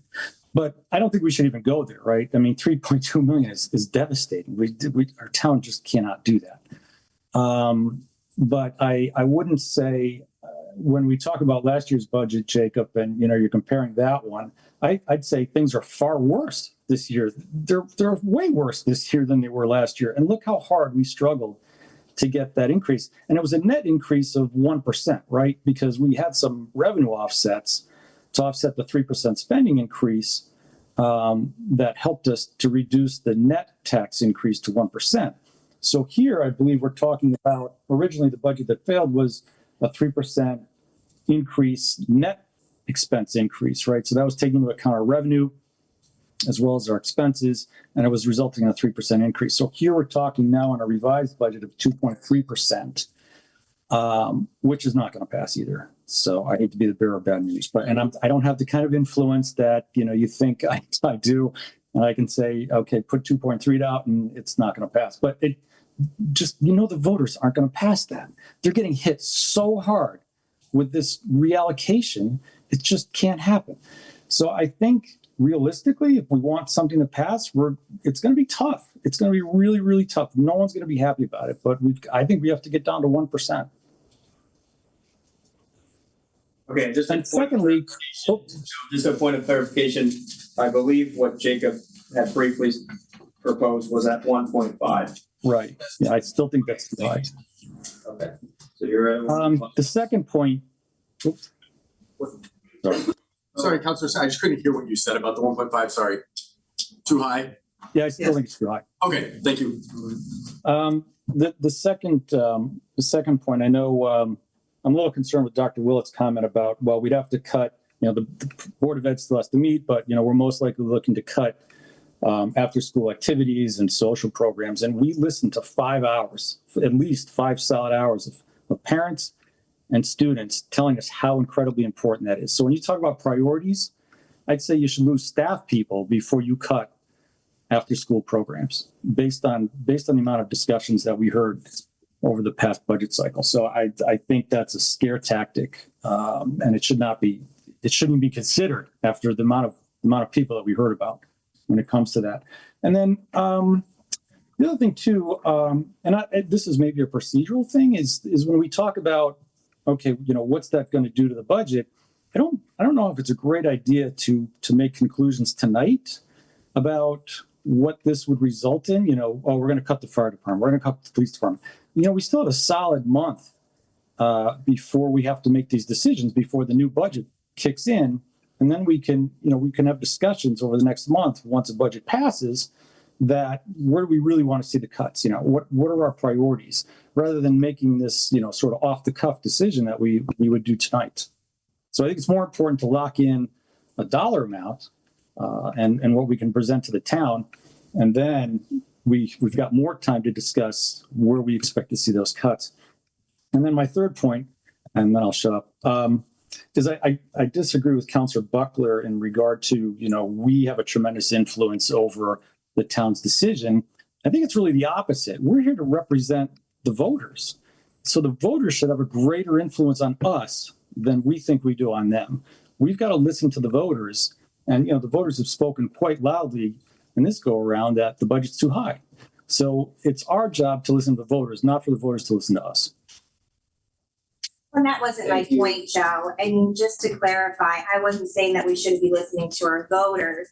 What I was saying is, if you claim that the writing is on the wall, instead of saying, I don't know, maybe getting the state to get involved and do a vote no campaign, why don't you just let things happen naturally? Because if you're so sure the vote is going to fail, just let it fail. I mean, why do you want to try to help it along? It's just going to fail anyway.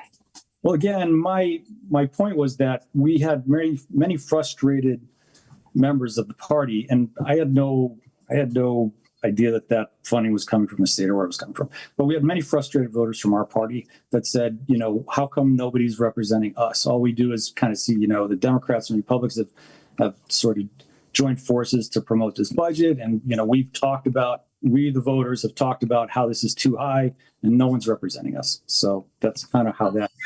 People in council chambers, and the decisions and the way we vote here is how we represent the town. But when it comes to the budget referendum, that is up to the people to vote how they'd like to vote, and their power lies in their own vote.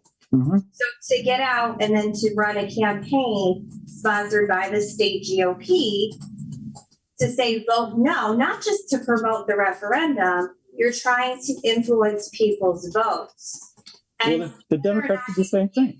wanna blow smoke up people's hiney's and say that you don't know where the funding came from, your image and the hashtag Be Like Joe was used. So if people in the RTC are using your image without your knowledge, well, then I think that's a problem you need to take up with your town committee.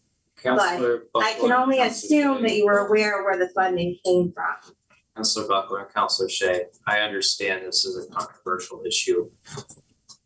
The agenda item is the proposed budget. I would please ask that we focus on the substantive aspects of this conversation. In addition, Yep, this agreed.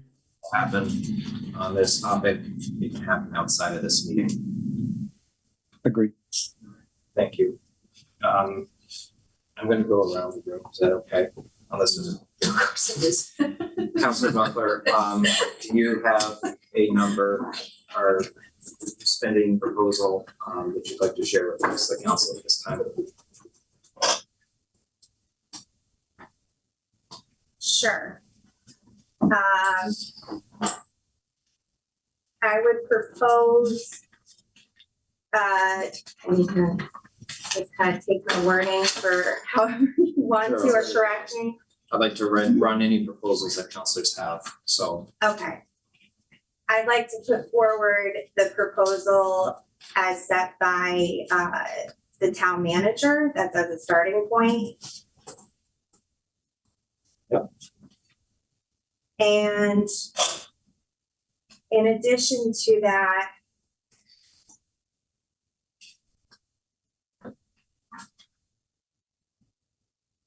I'd like to use the additional $200,000 of unassigned fund balance that we are seeing from the surplus from the interest.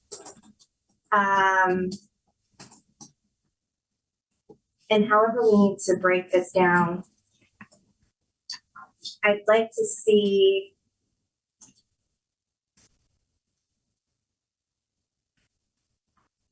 now this town manager's proposal, does that include the 60,000 from the Fitch study that we had proposed last time?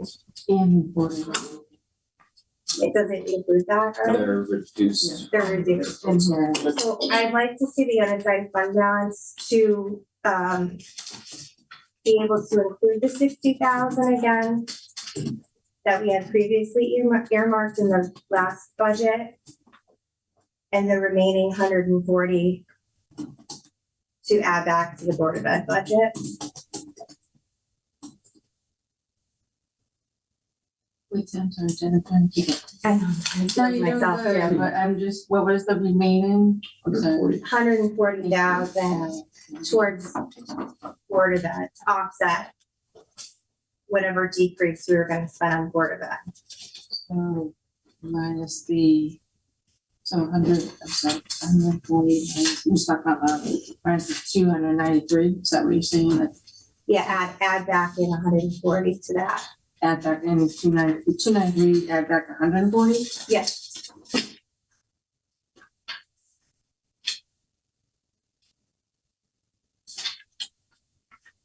Is you gonna have numbers? I'd like her to, but I'd like to go around the room. Oh, no, I know, not. Yeah. No, it's just wondering, because that's a lot.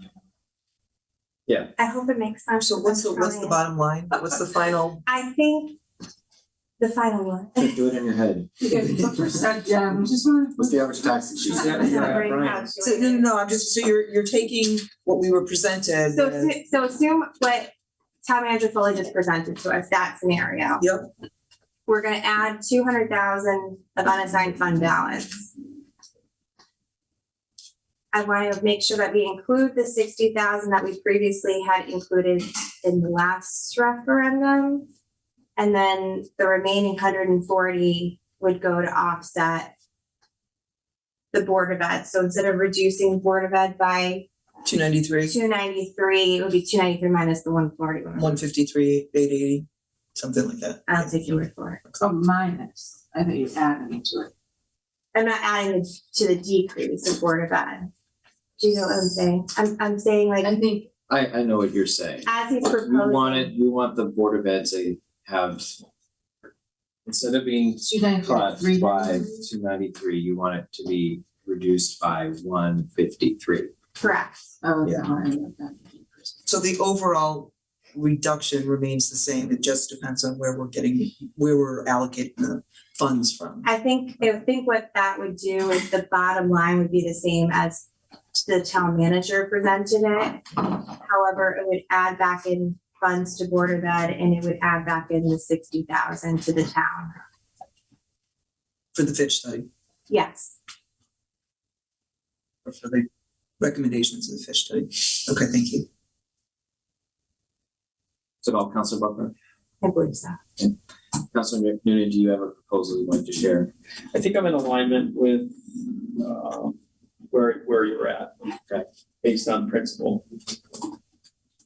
I think Jens sounds really, really good. Even maneuvering around and covering tracks of, the 200,000. I think it sounds really good. I just don't think it'll be enough. I don't think the residents will see that as enough. And like what I was driving at before, the bottom line here is this reevaluation of taxes. I don't know if we could keep the trooper at 1.5. That would be my main contention with that.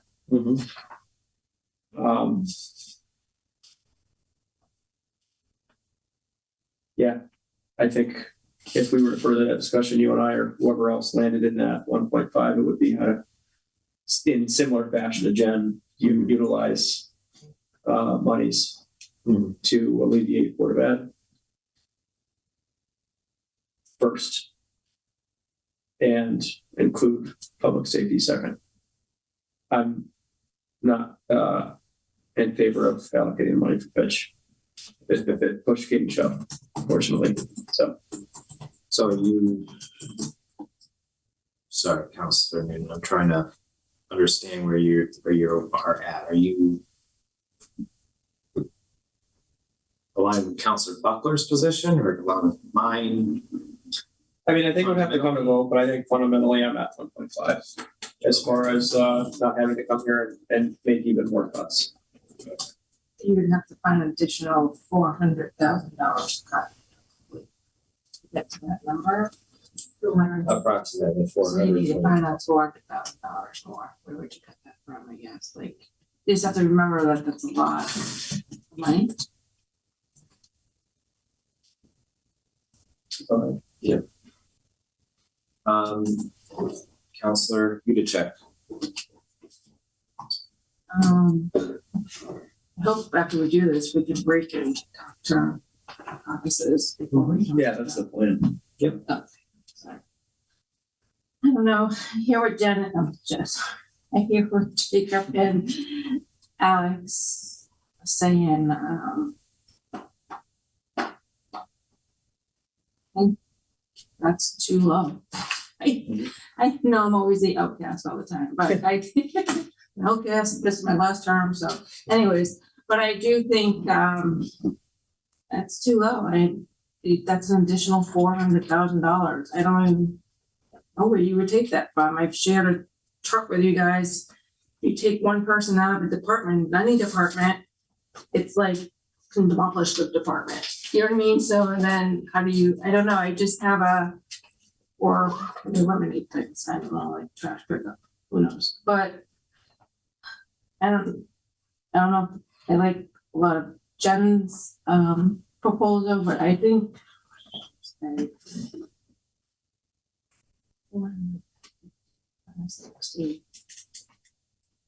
definitely think we can use more unassigned fund balance.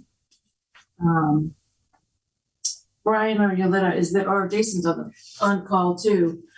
I mean, a lot of our stuff we've done this budget, we've taken risk. I mean, we don't know what those three businesses are gonna do. What is the likely that, we know one's going to court, but what about the other two? And what happens when they go to court and say if they lose, does the town get money back? There's risk factor on that. So we set aside X amount of assessed property, it was 3 million. Yeah. 3 million when based against what we know the mill rate's gonna be in the neighborhood of, came out to about $83,000.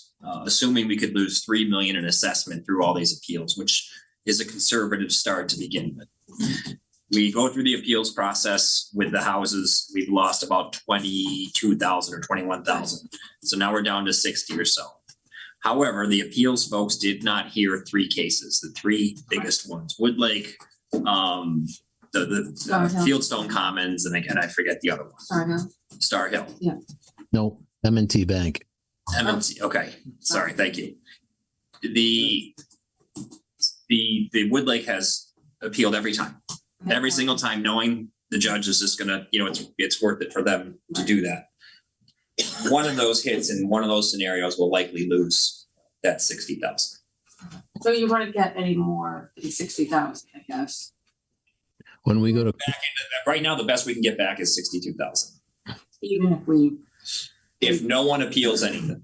okay, when we go to court, it's how much do we lose, not how much do we gain back or increase. It's always how much are we going to come off of our original number. So even if you split it down the middle with 3 of those appeals, we're over that 3 million easily. okay, I just wanted clarification. Thank you, Jason and Brian. Yep. I know there's a lot of confusion. I actually, can I go last? I like to hear everybody else's really because Yeah, we can go around. I like to go around. I don't want to be pinpointed to something, and I think what's gonna happen is there's gonna be obviously disagreement already. So let's go around, and then I would motion to get rid of comments. Councilor Moran, do you have a proposal or anything you'd like to share at this time? So I'm genuinely torn about what to do. I think it's our obligation to do, whatever we can for the town to ensure that we can keep services. But it is also a fact that the vast majority of people who voted on the budget, who voted no, did it because it was too high. I don't think I could, agree to 1.5 at least at this point. That's all I have at this point. I'm thinking through a couple of things. That's the only thing I have to add at this point. I think I think 1.5 is too low. I think it requires us to cut too much. But I'm open to it. Jacob, if you don't mind, one clarification question for Brian. If it's just clarification. Yep. You go. Do we have a number amount for, this is just quick, for getting rid of bulk pickup? What that would equate to Mike, bulk pickup, for the trash? 22, Mike Wilkinson's on your, I think it's 23,000, I think it was this year. Mike, what was it? Yeah, it's about that. Again, that's not in the operating budget. That's in the capital account for the coming year. But yeah, it's about 20 to 25,000. Thanks. Thanks, Jacob. Councilor Levy. So you're right up my alley, because I'm open to page 188 on our budget, which talks about waste disposal. And one of the things that people have talked to me about or emailed me about has been what happens, and I gotta tell you, this is fraught. This is really fraught, because Coventry tried to do this a number of years ago and it backfired spectacularly. But what happens if instead of paying for all the trash, it becomes a fee that somebody pays instead of we're doing it's $1.33 million. It's a lot of money. What we throw away and the cost of disposing of it for lots of reasons is very, very, very expensive. Landfills are full. We ship things out to incredibly crazy places right now. We don't ship it to Massachusetts anymore. I'm working on or about to work on a project where we're looking at possibly shipping waste to Iowa. Right? So you can imagine how expensive that gets. So our predilection for single-use products and for lots of stuff to throw away is very, very costly to us. One of the things that we had Right, where the baseline I think we need to establish is that there's a lot of misunderstanding or misinformation that I'm seeing that's concerning to me about where the public is starting from. And I understand the issues that people they're looking at their tax bills. My tax bill prior to this was going up almost 19%. So just so you know, I got a ton of skin in this game. But when we talk about, or when I've seen comments like, we haven't even gotten to reduce or to eliminate the impact of the revaluation, that's coming from a place of complete misunderstanding or somebody's being disingenuous. And I think that one of the things that we need to do, that we do need to talk about what would be cut, what we would be facing if we tried to do that. I think to not do that is to not be honest with the public about what would happen, because anytime we do not fund our budget at least the cost of inflation, right? The 2%, 3%, whatever inflation is, the oil companies are getting their money, the insurance companies are getting their money, all of the other, the transportation companies are getting their money. We're not taking away from them. Eversource is getting its money. What we're doing is we're deciding we are not going to have the following services anymore, because if we don't meet the cost of inflation, then we have to take some meat off of the body to be able to pay all of those other people. So we have to really talk about what that would mean. To go to a 0% spending increase would be, you start closing things wholesale, right? And as somebody who's seen some of this happen in the 70s and early 80s in periods of dire financial crisis that makes what we're looking at now pale in comparison. You were talking about closing our parks. You're talking about closing the rec center. You're talking about closing the senior center. You're talking about massive, closing the library. You're talking about massive, massive cuts. And if that's what the public thinks they want, then I think we need to have them tell us that, right? There's this perception that somehow there's a secret amount of money that's going to bail everybody out. And that is, unfortunately, there are contributions to that misinformation that happen from people who should otherwise know better online. With respect to what is happening with the reval, we need to understand and make the public understand. So please, everybody that's online, talk to 10 or 20 of your friends. There is an enormous transfer of tax liability, a transfer of wealth from corporate and business properties in this town in excess of $3.2 million to homeowners. So the homeowners are transferring their wealth to corporate and business properties and assuming $3.2 million of the tax burden instead of them. So just so that we talked about 2 or 3 properties here tonight, even though the property valuations for places like Star Hill and the nursing home increased, they did so at such a low rate that those 2 properties combined next year get a tax cut of almost $70,000. Let me make sure I'm right here. Yeah, $70K. Eversource is getting a tax cut of almost $21,000. Eversource is getting a tax cut next year at the proposed mill rate of almost $21,000. And it's a do loop. So as you can see in Yolita's spreadsheet, as we lower the mill rate, these interests get bigger and bigger and bigger tax cuts, and the rest of us pay for that. We assume more and more of that. And so we can make our mill rate go down, and it does help us too, but we are still assuming that portion of the revenue that would ordinarily have been on them. There's I still have some questions about why some of the properties are evaluated the way they are, but Jason's done a really good job of walking us through that. But I think we need to understand what's going on here. So even if we have a 0% spending increase, we are still seeing people will be paying hundreds of dollars more because corporate and business entities are paying hundreds or frankly, tens of thousands of dollars less. And I promised you guys a spreadsheet. I've completed a lot of it.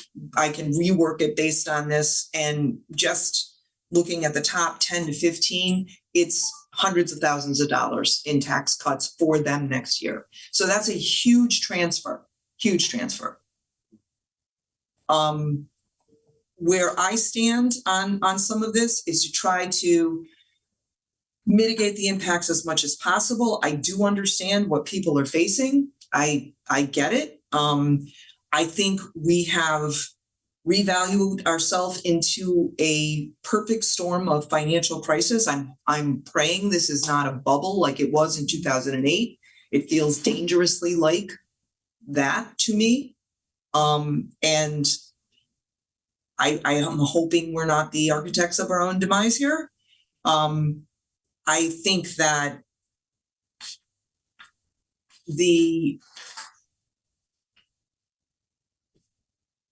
I would favor pretty much doing starting where Commissioner Buckler started with the town manager's budget. I would actually be in favor of using additional unassigned fund balance, and I know we have to use that, it's an accounting term, but what that is our rainy day fund. It belongs to all of us. It is our money. It doesn't belong to a bonding company. It doesn't belong to some group of consultants. It is our rainy day fund. It is necessary for us to keep that and to make sure it's healthy. But we have historically been increasing that year over year over year, which is a great thing. We've been lucky to do so. We're at historically high levels. And so we have some flexibility there. I understand that we need to be careful about how we use it, but I would favor actually using even more of that to help ameliorate the burden or mitigate the burden on the taxpayers. Because I know that this is affecting people. Things like, I gotta say, things like paying for the fire doors. I work in the construction industry. I work in construction management. The costs that we are seeing right now are due to the tariff environment is crazy. It's crazy. The last time I saw this destabilize this rapidly was either right before 2008 or there was a period in time in the 80s and 90s where pricing was just completely unstable. And what I'm hearing from my contractors and what I'm seeing when I'm trying to get price quotes is that people will no longer lock in 30-day prices. You're lucky if you can get 2 weeks, maybe you'll get a week. Some commodities are completely unstable. This is where we're going. Just to give you an example, I had to try to price out a propane tank, nothing big, 500 gallons. Its price has more than doubled in 6 months. And even if the people have 100 of them in their yard, if they can get double the price, they're going to charge double the price. It doesn't matter what they pay for them. I would keep in mind that all of these things, the whole tariff situation, all of this is a manufactured crisis. It doesn't have to be this way. So that's on us as voters to try to get it to not be this way. So my proposal after all of that would be to, I would support Commissioner or Councilor Buckler's proposal. I would actually move farther than that to try to get additional reductions by using an additional either say 150 to 200K of our rainy day fund to achieve a further reduction in the percentage increase. And I would have to really look at where else I would try to, if we're gonna go round 2 of this, then I would have to really look at it further. So I'll stop right there. Thank you, Councilor Beebe, and can I just make Yeah, I was just, clarifying I was comment? just saying. Yeah, and so first, I think you described the evaluation situation quite well. I just want to clarify for the record, you know, it's not the council's Yeah. will that we are giving a 100%. large tax cut to businesses.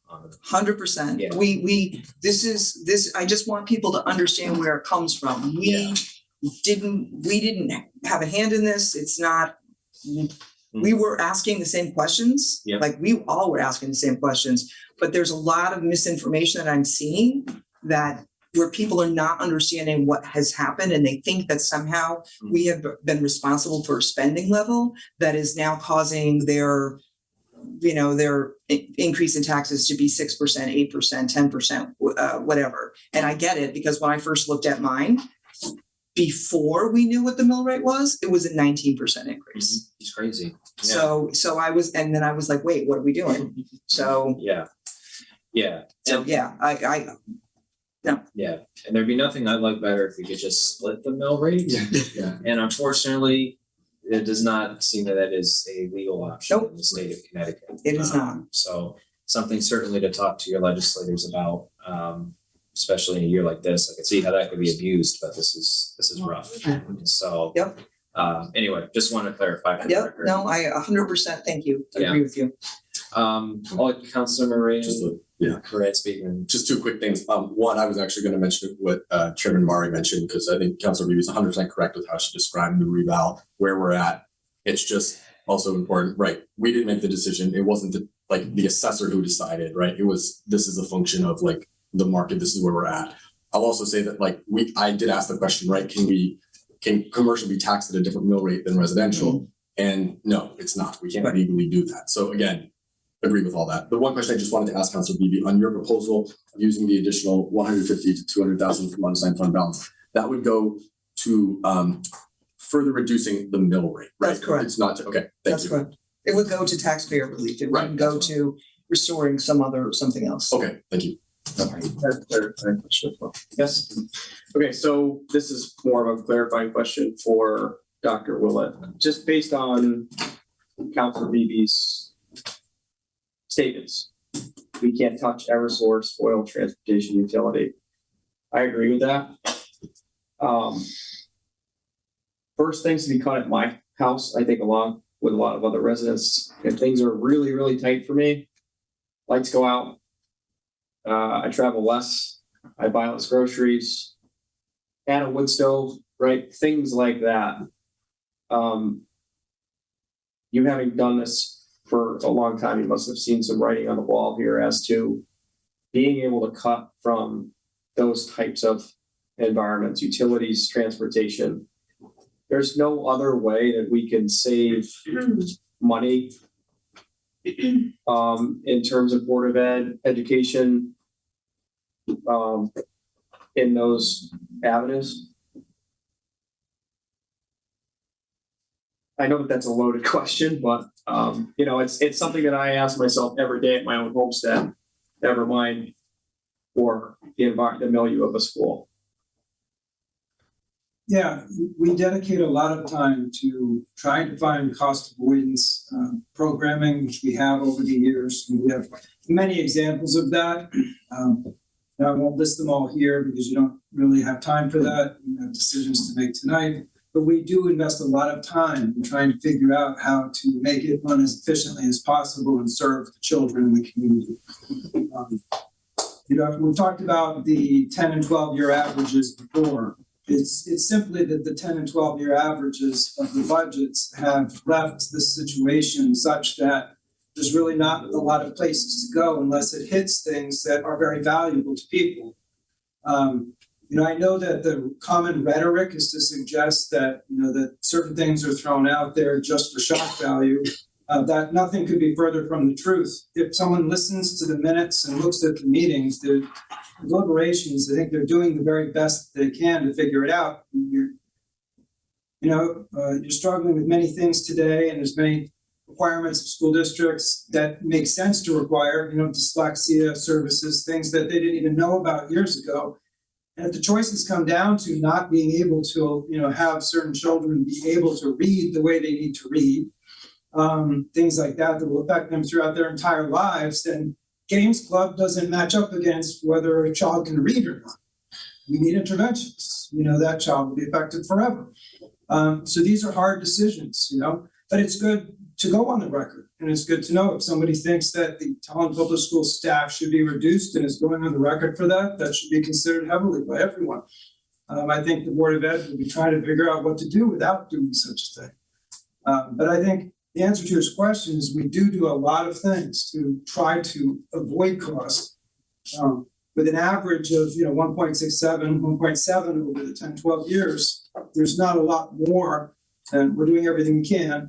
And we will be looking to expand programs like Open Choice that would also provide additional options, but that's going to happen over a span of time. So So the short answer is really for utilities, transportation, not really a whole lot. they already reduced four buses, 4 routes from transportation, 2 before, and another 2 this year. Okay. They're back in a transportation situation that the previous board really didn't want to be in. We're going to do our best with that. I think we have a board member here. I think they have worked in due diligence to try to find every single way that they could do it. I compliment the council. I think it was great. There was a bipartisan effort. You did do your best, and I deeply appreciate that. And we're left with some hard decisions.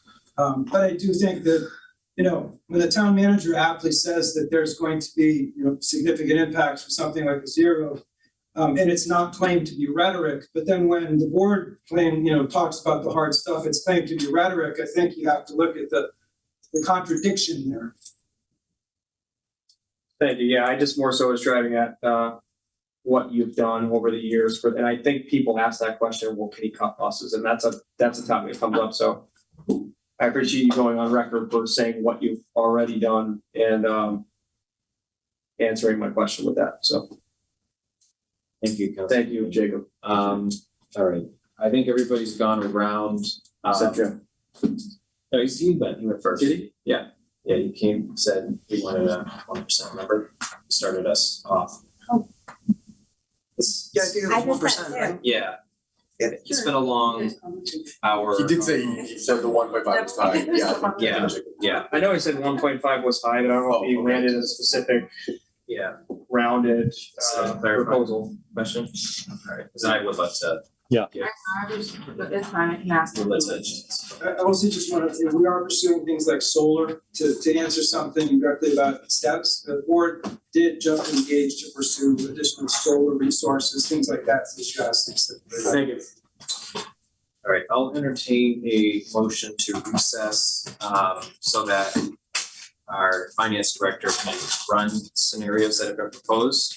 I've got them written down, and Councilor Moran, if you want to come, just make sure that we're requiring we're recollecting everything properly, that'd be fine. But anyway, I'll entertain a motion to recess. So moved. Is there a second? Second. Right, in discussion? Barely. I said, we're No, gonna. no. All right, Up in the minutes. yeah, Councilor Butler, Yes. Councilor Noonan, Councilor Yudichak. Aye. Councilor Moran, Aye. Councilor Beebe, Aye. Councilor Shay. Aye. And I'm an aye as well, so we are recessed. And so I'll call the council back up into session at 9:50 PM. First, I'll just have Yolita walk us through these scenarios. And just make sure that we're all properly identifying which ones are which. So whenever you're ready, Yolita.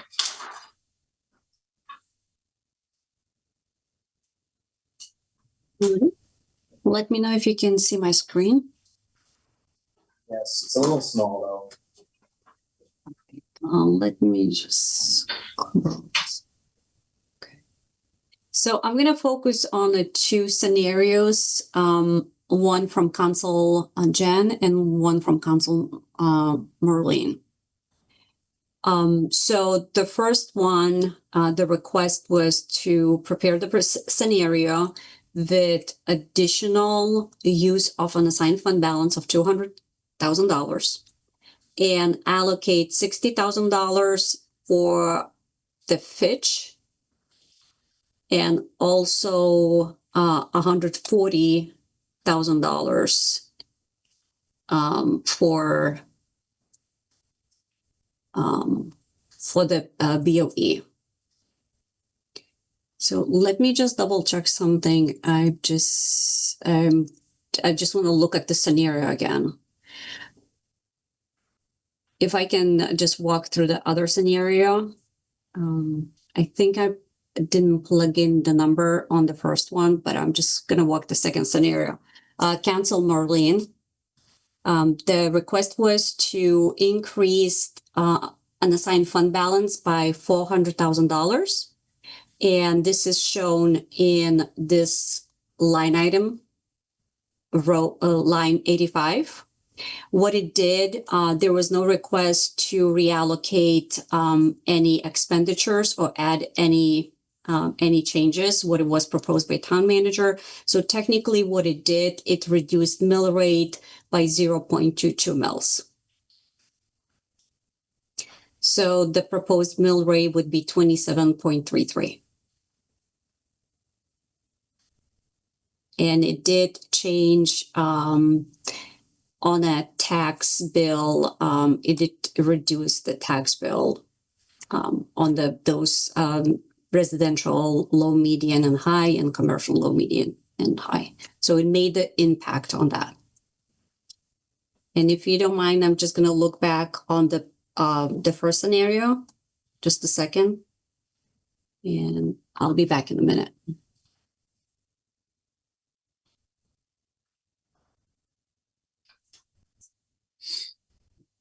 Ask questions, but you can't. So what was the mill rate she just mentioned? 27 for Jen, or for you, for your proposal? I think that's what she meant. 27.33. Yeah, for your proposal. Yes, 27.33. So I'm back, and actually everything looks fine.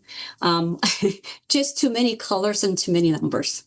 So going back to Council Jen proposed and asked to run the scenario, $200,000 increase of use unassigned fund balance, which is reflected here, $827,000 before, which is including stabilization fund, including $527,000 of unassigned fund balance plus $200,000 here. And it taking back the reduction of $60,000, that means putting back in the town budget, and also reducing the BOE reduction by $140,000. So it didn't make change. It did not make change on the mill rate. But increased the budget and it increased the spending percentage from the town manager's proposed budget today. Any questions? Point of clarification, Marilee's budget didn't touch the mill rate. No, Marlene's did. Jen's didn't. Jen's did not. Because Marlene, the council Marlene asked to use a fund, an assigned fund balance, don't make any changes. So what happened, the impact of $400,000, it was on the amount to be raised by taxation. Make sense? Yeah, does that, and can you, and I apologize if just so the correlation in increase in spending percentage, it would be, so the town manager scenario was 2.3%. So with my scenario, what would be the spending percentage? The same thing. It didn't change any spending percentage. What it did, it just reduced the amount that we need to raise by taxation. Okay, I see. Okay, so that's how we got there. Okay, so it decreased the mill rate. Correct. because- Got it. Any other questions?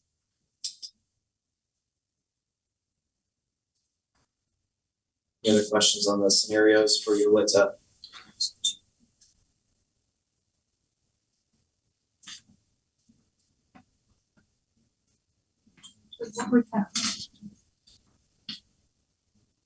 Good. So what would happen if you added 200 to Jen's? Instead of 200, it's 400. That's there. Would that change? That's what I did. Is that, yeah, I think That's exactly what Mike proposed. Oh, that is what you proposed. That is what I proposed. Okay. It was your scenario plus 200,000, which decreases the mill rate, further. Right, okay, so it's the exact same thing, you just add the two Right, hundred exactly. thousand, So it was that basically, decreases the and it was, mill rate. and I was just using your general numbers as a starting point, so as far as, you know, what actually gets allocated to where, you know, I'm open to some discussion.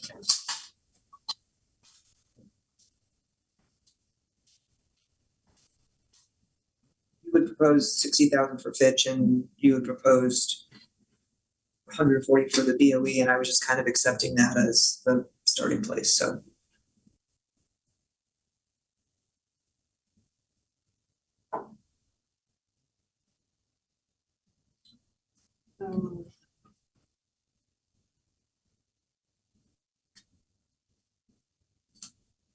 I'm so so Merrily uses 400, so I'm clear, 400 additional. Leaving the town manager's budget as is. 200.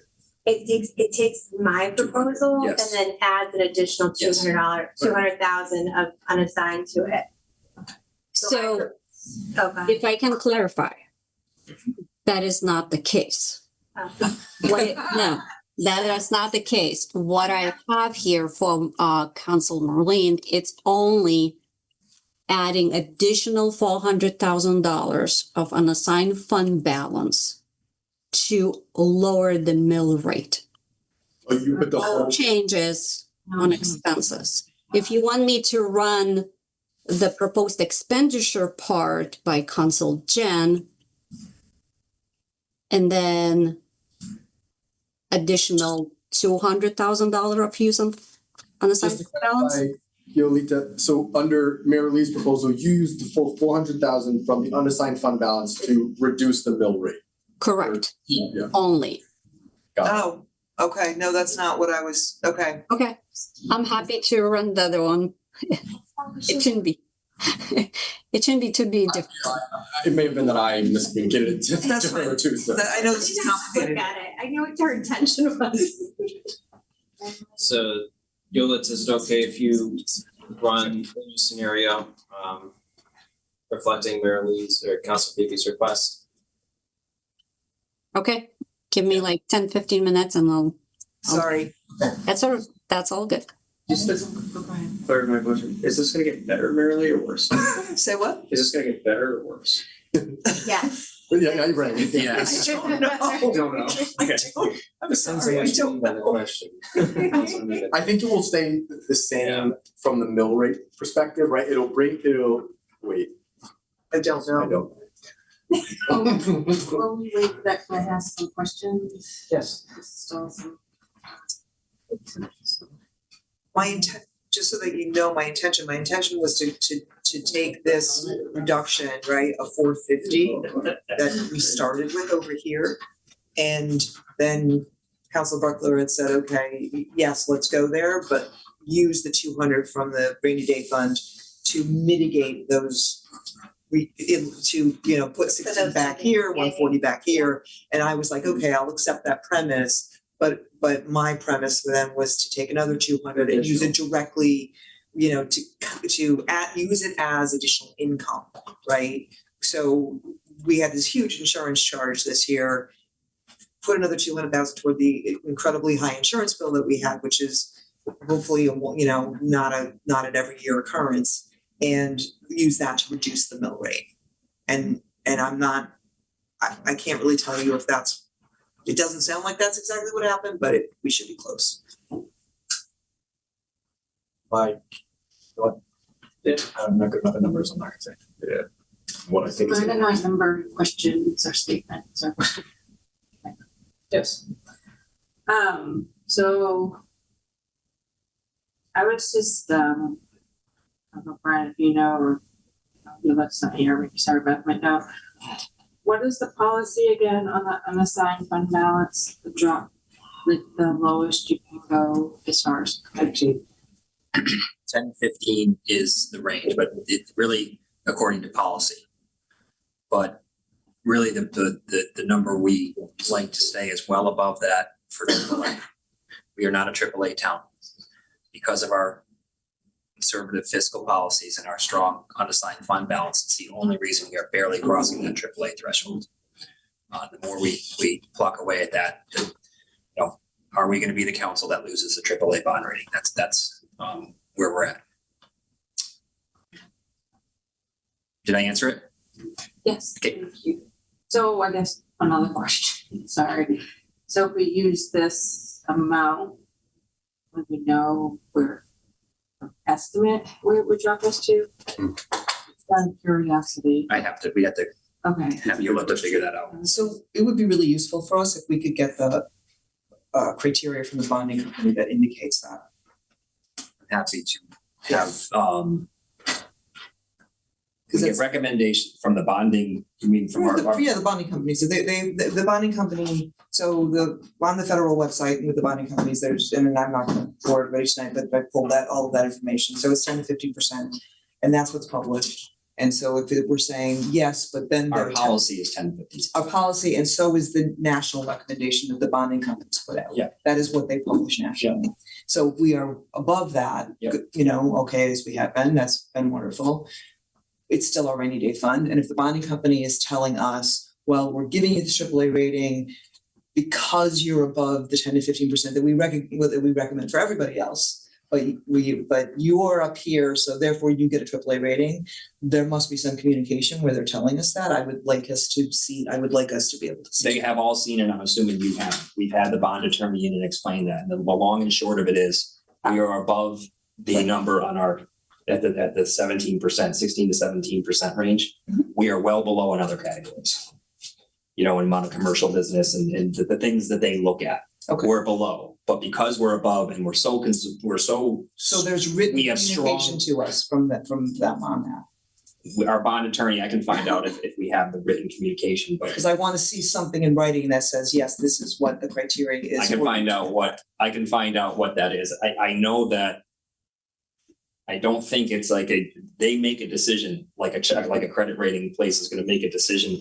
I don't know if it's a basic checklist and they don't deviate from that. But we can have Barry, the bond attorney, come in again and give us that. Yeah, or he can just send a paper in or send Yeah. something in, right? Because the other thing that is written, is that this is a national standard that's published, is they do not arbitrarily or all of a sudden reduce your bond rating in 1 year. Yep. That's not how that happens. What happens is they see a trend and they'll issue a correspondence, and then they will evaluate you the next year and say, what's happening with you? Do we reduce the AAA bond rating or do we not? Yep. So I want to just clarify, like, it's not a sudden catastrophic, we make a decision tonight and tomorrow morning the bonding company's on the phone and it's like, that's it, we were listening, right, you're done. And then, I just had one other. Yeah. Whatever we vote on some, Board of Ed, someone does it, maybe we should take a little note from it. I know you don't want to talk about staff reductions, which I totally understand, Brian, but maybe we can do like some informational, because it's been touched upon a couple times as far as some of the projects going on in town, where those funds are actually coming from. We're just not building these things because we're spending the money, you know what I mean? Like specifically the Parks Garage, right? ARPA, pickleball courts, things like that, because that is a lot of money and maybe people think we're just wastefully spending the money. Tennis courts, pickleball courts at Crandall's, LoSiP. Yeah, maybe just like have that. LoSiP at Crandall, or at something, Aaron you know what I Cove. mean? Like as a budget message. I know the town can't promote it, but I think we can be informative. Factual. Factual, yeah, so maybe something like that, the council deciders or whatever, something like that, for information. You let me know what you want. Yeah, I'm just putting it out there, that was just as we were talking, something like that. I'm happy to work with you, Vice Chair Moran, on potential budget communications. I think we do have to walk a fine line between, actively swaying town, which could backfire, right? But I do understand the concern, and you've seen that meetings, that there is misunderstanding of how capital especially works. So I understand that. A lot of the funding was due to ARPA, so I mean. Or other grants Yeah, or grants that make it. bonded. Yeah. I'll get to you in a second, Councilor Shea. I'm just gonna ask, our town manager, as far as the fund balance goes, do we have, I feel like we have, a year by year look of that in terms of what percentage we're at? Is that something that the council could see tonight? Tonight? I can ask. Yeah. See what the- I think it would also just be good to have an understanding, because there's some headwinds next year in terms of car tax. Yep. What that would do to the fund balance. I think for awareness wise, that would be helpful. Councilor Shea?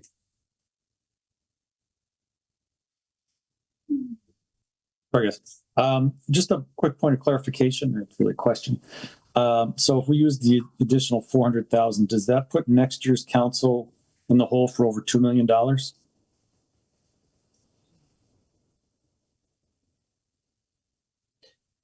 Yes. Okay, $2 thanks. million in what?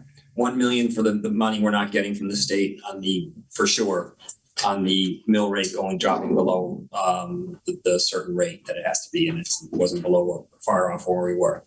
We're gonna be well below the minimum that the state requires in order for them to give us $1 million. To give us in order for us, they give that to us to help fund the budget. Yes. Okay.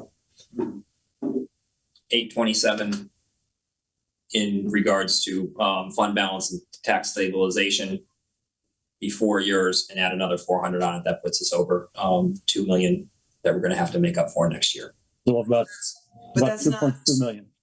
But that's not, so just to be clear, that's not income. Fund balance isn't income. Fund balance is a rainy day fund that's earning, that's invested. So yes, we're taking from it, but there will be some interest still accruing to it.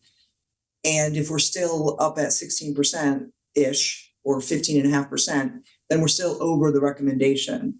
So I think we need to understand, to your point, where we are, right? Where we stand with that. Point of clarification on that comment, and this is why I think it would be helpful if we can get that Excel file, which I know I've seen, it exists. I think what's meant by that, Doesn't the correct me if I'm Right. first. It's okay, Councilor Shea, I just finished my thought and then I'll let you go. I just wanna make sure I understood Brian. I was interrupted in my time, but go ahead. I'll wait. Go ahead, Brian. Go ahead, Jacob. Sorry. Yeah, sorry, anyway, $1 million from the car tax if we don't get it. What you're saying is that's something we're gonna have to make up in property taxes, because Yes. basically we don't get that grant. So Correct. that's something we gotta factor in. And then the additional $1 million is we're using unassigned funds this year to help offset. This year's thing, but that goes into our budget now. So your options for next year would be either to use unassigned fund balance again, or to basically cut back. Correct. Unless there's, an increase in the grand list and our revenue and Yeah. but we don't anticipate that. Again, Santini's not coming this year. A small amount maybe. It's not gonna be $1 million. Correct. Yeah. And are we anticipating our health insurance costs to be as high as they are this year? We are unsure of what it's going to do. We pay a health insurance consultant locked in to advise us. And we've deviated somewhat from his conservative suggestions, and we're gambling. We're gambling on so much. So even the collection rate on a bad year, so it's going to be. Yeah, no, I get it. It's a can't use the word in council chambers, but it's that situation all the way around. It's I think that's Peter over here and Paul over here. I think that's like, at least for us to bear in mind, the town to bear in mind, right? Like, I don't think any of us would say that we're talking about like good options, like what is like a good option? It's just what's the most responsible way we can go forward within the circumstances that we're in. So yeah, it's a What's It's the a less lose. bad option? yeah. So my other, Yeah, I'll let Counselor Shay go because. I was just gonna say, I found that chart for the unassigned fund balance we're looking for. Can you send it to? I'm trying to send it to everyone's email. Okay. I just want to let you know. Okay, thank you. Go ahead, Counselor Shay. yeah, so also a comment about the 400,000 is, so we would also need to modify the projected interest income that we scheduled to get because we'll no longer have that 400,000 sitting, earning money.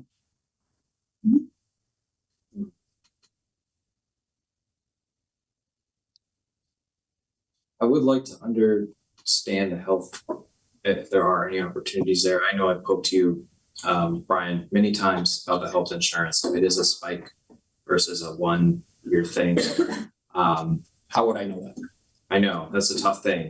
The only thing I'm going on is that number, unlike some other numbers like salaries where it's locked in contractually, can vary, and it is steep this year. And that's why, again, I don't like the idea of using 400,000, but I would ask if there's the council's will to go forward, if there's a way to apply that number to a line that is volatile in the budget, and you might have a chance of being lower, that it goes that way. But yeah, I don't love the idea. I don't know. I'm not asking to project forward. Historically, if we have it, obviously this health insurance year was much higher this year. I'm just wondering, like, how anomalous was this year, right? Because I agree, or if we're going to use more unassigned fund balance, if this could be a way to sort of justify using it for something that isn't hopefully going to be recurring when we're talking about bad options, right? Do we know like how is this year? How is this year an outlier in the last hand? Well, remember, we had a really bad year 2 years ago. Mm-hmm. And we had hoped that that was an anomaly. Mm-hmm. Now we're in another bad year this year. And, as far as health insurance goes, I'm not counting on those costs going down. We cannot, I hate to be contrary to the council. My job is to advise the best fiscal path forward for the town to run a business here. I don't assume that our healthcare costs are going to go down. And you're responsible to do that. You have to plan that they're going to not be great. Nothing, the cost of nothing is going down. This is a really bad year. Last year was a really bad year. The year before was a really bad year. Next year will be a really bad year. This is the same pattern. And to think like all of a sudden we're going to hit the jack or hit any sort of savings on health insurance, I can't say that. I know that Dr. Willett is the chair of E-CHIP, and I also have Mike Wilkinson on who manages our healthcare on the town side. I'll ask Dr. Willett first. Do you have any opinion on it? Well, I think that year to year there can be, really bad years. I think that your involvement in E-CHIP has allowed you to offset certain your budgets. And so it's been a very successful thing for you to be involved with E-CHIP. And, I think you've mitigated some of your fluctuations because of your involvement with E-CHIP more than you would have been able to do otherwise. So I think, claims experience can fluctuate, and you can have some years that are worse than others. But it's good to always, as Mr. Foley's saying, put a pragmatic eye to how much exactly you can take from something like a reserve that we have in E-CHIP. I think where we're at right now is about the max we could probably do in any year. Mike Wilkinson, anything? Yeah, I would agree with Dr. Willett. I mean, we're kind of at the maximum level, comfort level as far as what we could do this year. We've had more flexibility in prior years, but we have been eating into our balance because we've been using funds. So I think we're really at the max of what we could do this year. That's my opinion. Thank you. I see what you sent me and it's. Sorry, if you download it, Yeah. I don't, are you using? If you download it, you can probably just zoom in, but Yeah. it looks like in the last 10 years, like fiscal year 15 for unassigned funds, we're at 6.8 million. And then last year we ended at fiscal year 24, we ended at 12.3. So we're just a little under doubling what we had 10 years ago. It's been kind of been like a steady increase So I think does it have the percentage though?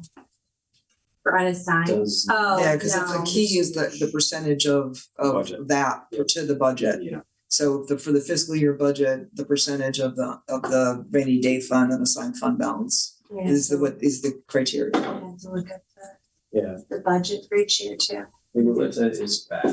We can ask her.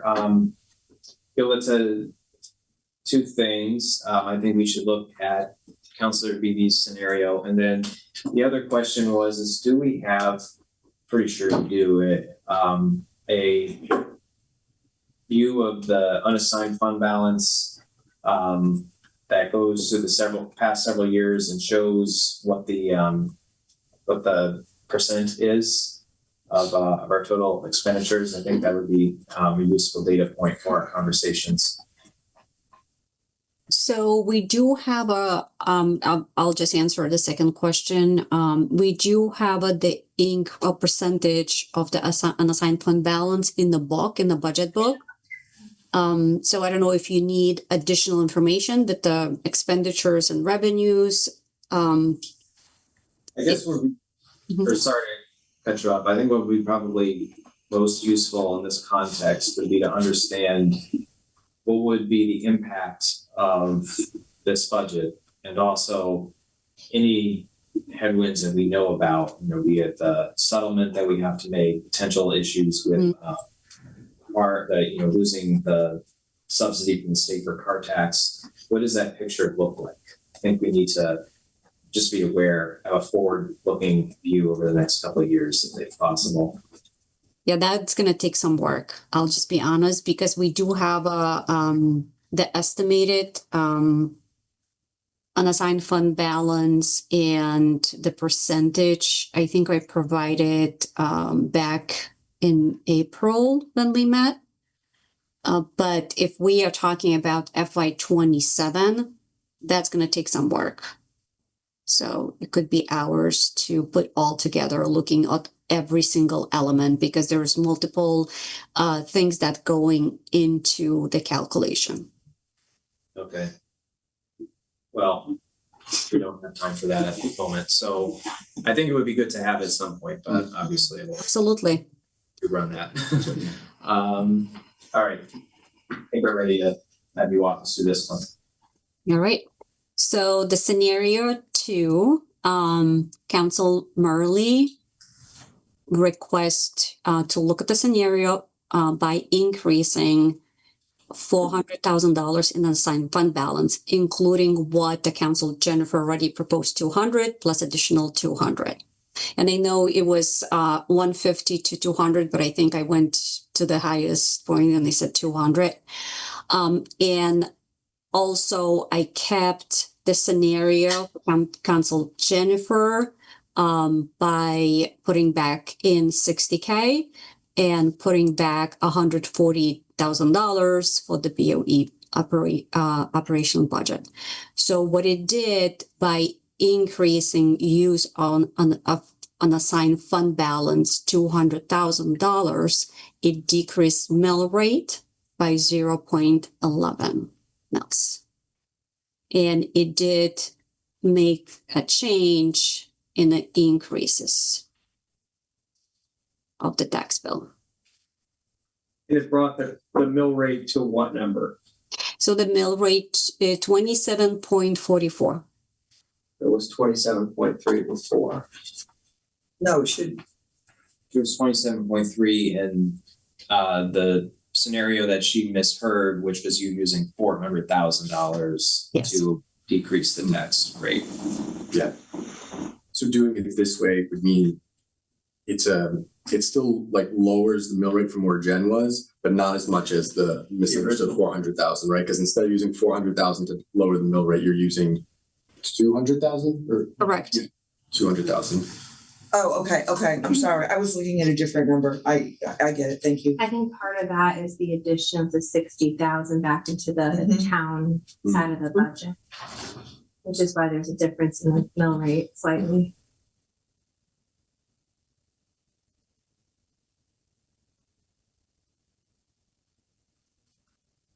Can you scroll down just a little? They just want to see the tax increase numbers.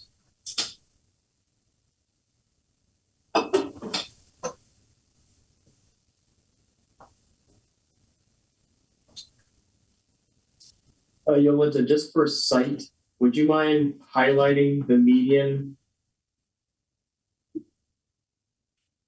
Thank you.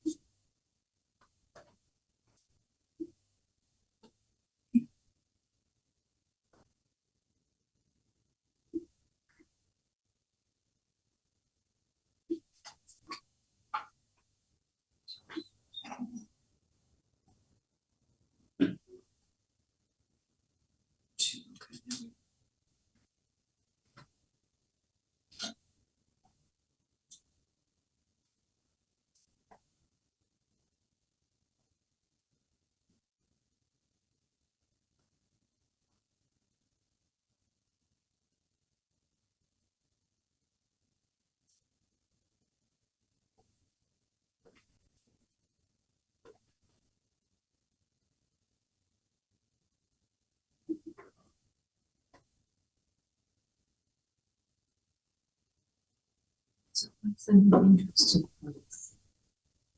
Sorry, what was that? What's the new increase that we're going to? Would be the same as Councilor Buckler's scenario, Right, which is, 2.615. which one is that?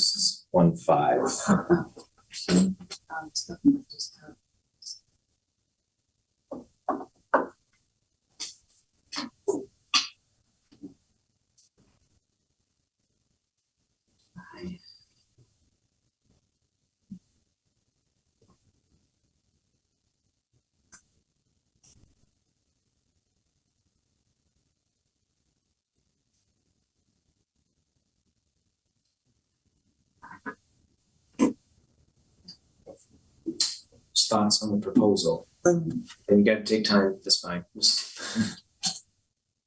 Well, I was able to get it up on my computer.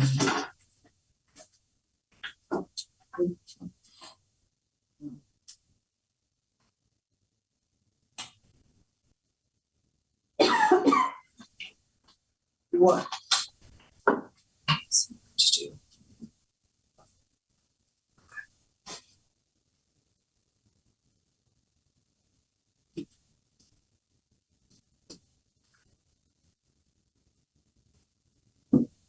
I know we talked about this before, but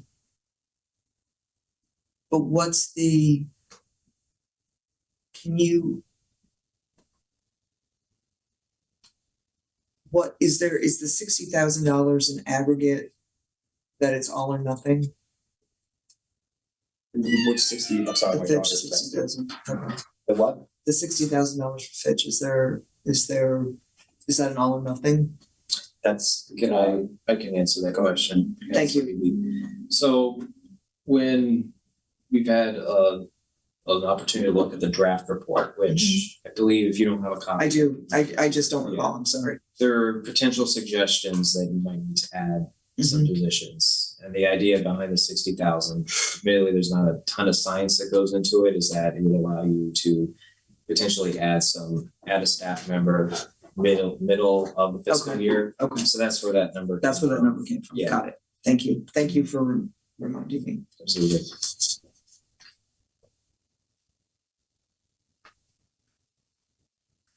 2.6, right?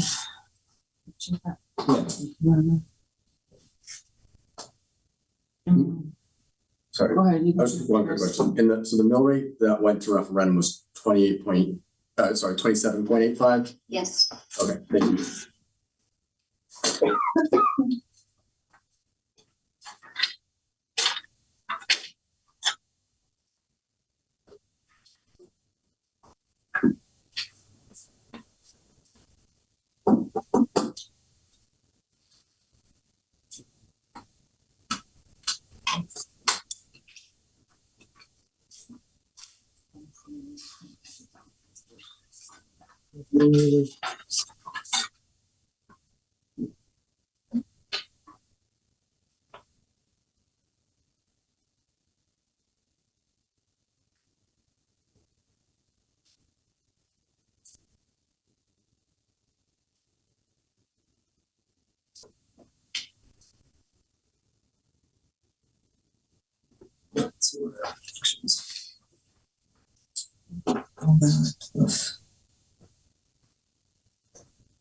And what is the number to get to 2.5? Did you so much more? How would you? Well, that would just be some. I'm just trying to answer your question and talking to myself. Um, 2.5? That's what it said, yeah. I don't know if you ran that. No, that number was on one of these other sheets. I didn't know. I was looking and it does not look like we've run a 2.5. Actually, didn't. It feels like we should. I feel like So sorry, just to make sure I understand. So you're saying a 2.5 increase? Is that what you're saying? Sorry. Right, What- as opposed to the. As opposed to the 2.3? Yeah, Which is- 2.5, just what's. Yeah, no, that's fair. Yeah, I'm just trying to. The Yep, yep. even, number, I don't know. I mean, this is so difficult. I mean, I know I just know I can't go below a certain number and I. So that, So 2. so that's 0.1155 based on what we have on the, what's that additional? So We would have to take- 64,000 per 0.1. So it's So it's a little, so say 70 grand, probably 70. so it's 0.1155 times 70. Oops, sorry. So you said 60, what, 64? 64,000, it's 64,000 per 0.1%. All right, hold on one second. So if you want to go from 2.3 to 2.5, Wait, I thought we were, the city, I thought we were at 2.6. so the 2.3 is Brian's proposal. But it bumps up to 2.61 in Right. merely in Jen's proposal because you're putting some. I get it. Okay. oh, So because you're, it's 60,000. You're making That's right. revenue, Yeah. essentially revenue adjustments, but you're. I see what you're asking. Right, for so now. you would, That's so what it you're would asking be, for now. it would be like approximately, if it's 64,000 for 0.1, it would be close to maybe a little over So then 70,000 60, yeah, so. of additional additional cuts that we would have to take out. So somewhere between 60 and 70,000 would be the 2.5. I don't know how we just did that, but we did that. Yeah, so if That makes we did that, we would probably, and I'm assuming that we would either, not do the Fitch recommendation or remove that from the give back to the Board of Education. So we would have to add that 64, so you say $70,000 to get to where you want to be, Colleen. I'll just say, far away from where I want to be, I understand that. I think it would be interest to get at a 2.5. So I think that's probably a better number to get to if this is where the consensus of the council is, as far as how you get there. And you split 70 grand basically between two town board side. I mean, it's $35,000. It's almost like that's not saying that. I think that'd be pretty minimal impact. What those doors, The doors are in there. The doors are still in there. Yeah, those are not touched. Yeah. We would not want to touch those. so that's not on the table. It's cap. Oh, what you want? You would- The So can I just, yeah. So we could push that out a year, but it's a safety item. That is a pretty important upgrade, and you will have to do it next year. And I think if this proposal does pass, again, there's a lot of unassigned fund balance. Would not recommend continuing to push capital that also will need to be purchased into future years. Who makes the stipulation for the must have? For the doors, Fire marshal based on code, state code. Changes the state code. I asked him, Alex, trust me, I didn't want it. I asked him, do we need this? Do we need this? I just wish there could be the same effort to encapsulate safety for a trooper. That's all. Heard.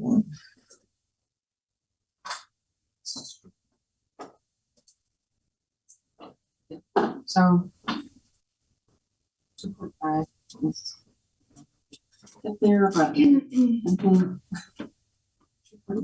is a good number. I don't know where else people want us to cut from or go to or anything else. I think we can. I think it'll, and maybe Yolita can run the numbers after, but I think if you cut an additional 70,000 from somewhere to what's already proposed, then you'll end up at the 2.5. That might be the easiest way to do it. If we just say, hey, we're gonna cut an additional 70,000, however you want to split it. And then that should get us there. So is the question to Yolita, take the scenario that she, Just recently did. where she has 2.6155 and cut another $70,000 out of that and see if we can get to like 2.5. Right.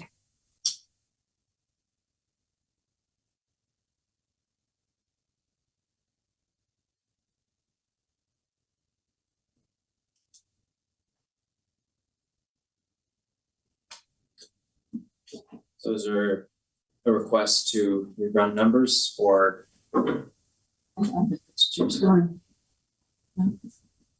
Yolita, can you do that or no? Absolutely, I can do it. Just do it. I think you are. 10 to 15 minutes. Okay. Thank God we have modern technology. Mhm. Right person to get. So recess. Yeah, I guess I'll entertain Sorry. I'll entertain a motion to recess. So wait. I move. Second, Second. Yeah, first, second, and then we're on favor, hopefully. all those, all right, We're just letting Yolita run the numbers? yeah. Yes, Okay. We had to do a roll call technically. yes. Yes. Counselor Shay, So we're making a motion to have a $70,000 adjustment on a $65 million. Budget. no, to recess. We're motioning to recess. Sure. Yes. I'm a yes for recess. Thank you. I'll call the meeting back to order. Continue our discussion with the budget. As for counselor's input, any motions to be made? Sure, I usually start off the conversation first, so here I go. So I'm going to make a motion for 2% spending increase split proportionally between the town and Board of Education with a $400,000 contribution with $200,000 allocated to Board of Ed in the town as outlined by Councilor Buckler, and $200,000 used to offset the mill rate increase, provided said increase is used to offset health insurance increases. Thank you, Counselor Yudichak. Is there a second for that motion? And I'm really sorry to do this to you, but can you just do the first part again? I'm sorry. Go ahead. All right, the motion was 2% spending increase split proportionally between the town and the Board of Education. Okay, Did you want to go on? and then you talked about With a $400,000 that. contribution with $200K allocated to BOE, Board of Education, the town as outlined by Councilor Buckler, and $200,000 used to offset the mill rate increase, provide said increase is used to offset health insurance increases. So yeah, taking some money. Right. I get what you're doing there. And we don't, when we would figure out what happens to the mill rate Afterwards, anyway. after we vote on it. You're welcome to ask, but I do, Right. it is late, so. Yeah, no, I totally get it. Actually, I do think there is a 2%. We have to set the question too. Well, we need a. So we Yes. need the mill rates, is that the question? Correct. All right, Okay. yes, then we would have to do that. But there is a motion on the floor. Is there a second to that motion? I'll second the motion. Okay, so motion's been made and seconded. I'll just ask a clarification. For Counselor Buckler's suggestions, that would be $140,000 towards the Board of Education and $60,000 towards the town for future recommendations. Is that correct? I think that was Councilor, sorry, I got like 6 charts here. It was, That was Councilor Yes, Buckler's. that's what was proposed. Yeah, Okay. I think that's right. And I'm sorry, everybody, I do not also have the mill rate. I was unprepared. No, that's, I think Yolita has to figure that out. Okay. So does somebody second? Yes, Counselor Buckler seconded that motion. All right, I'll open it up for discussion. Yes, Counselor Moran. So thank you, Councilor Yudichak. I think we all said this earlier on, right? We're in a tough spot, right? We're not choosing an option that any of us like particularly want to be choosing. Yep. I do think that your proposal is I think it's responsive to the people who voted no and thought that the mill rate was too high. It's my hope that strikes the right balance, right, between not overcorrecting, but showing that we are responsive. We hear, what the town said, and it also obviously doesn't include as much as I would want for town spending and things, but this is the reality that we're in. So I thank you for that. And as far as the $200,000 to offset the e-chip increase, I think that's a good idea, because rough year, hoping that that's sort of a one-time, or not always going to be that high. So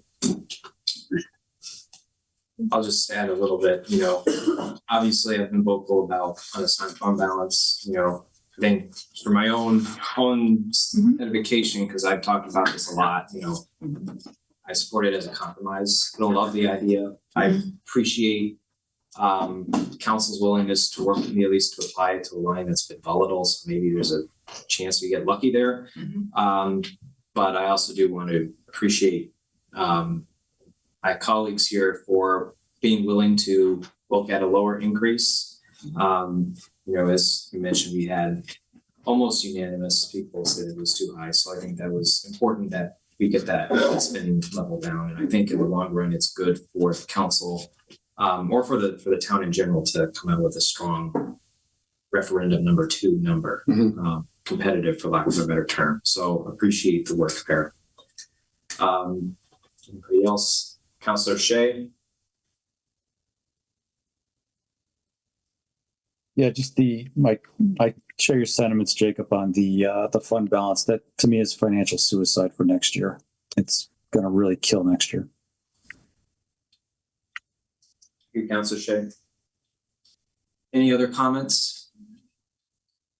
All right, we'll go around the room on a roll call vote. Counselor Buckler, or sorry, I'm sorry to interrupt before the phone. yeah, Do we need the mill rate? Oh, now? I think, where is it? We usually break that into a separate question. Just want to make sure that we. Approval of budget resolution and then approval. And then is that the question after, Yes. is that how it was? Yeah, Okay. so we can approve what was just laid out, and then we will have a separate motion on the budget resolution where we will need the actual mill rate. Counselor Buckler, Aye. Counselor Noonan, Aye. Counselor Yudichak, Aye. Counselor Moran, Aye. Counselor Beebe, Aye. Counselor Shay, Nay? and I'm an aye, so this does pass. And we will now move to item 6, approval of a resolution. Believe we need to have the actual mill rate for that, so numbers. Apologies, Yulita, for all the churn which we did tonight, but we appreciate your help. Absolutely. Absolutely. Thank you.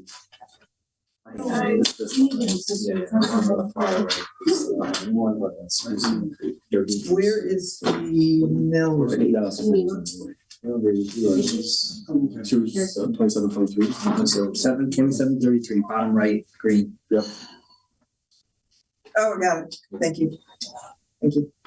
Brian, do we need any other materials to move on to the next? We do not. agenda? Thank you, Brian. Okay, I don't think we've recessed, so we'll just continue going. Yes. To our next item, which is approval of resolution authorizing the form of the ballot for the May 20th budget referendum. And you can read the rest. So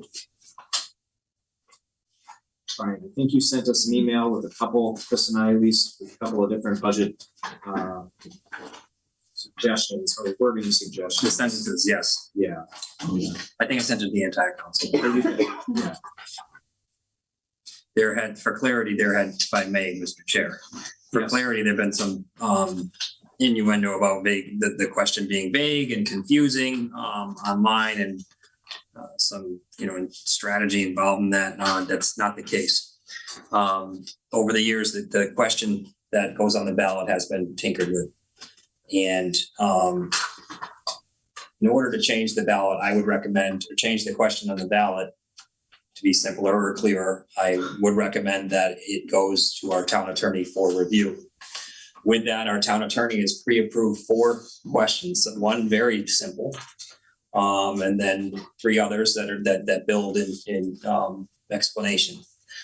Council, you all have those in front of you. Yes. And so if you can come to some sort of agreement on which question to put on.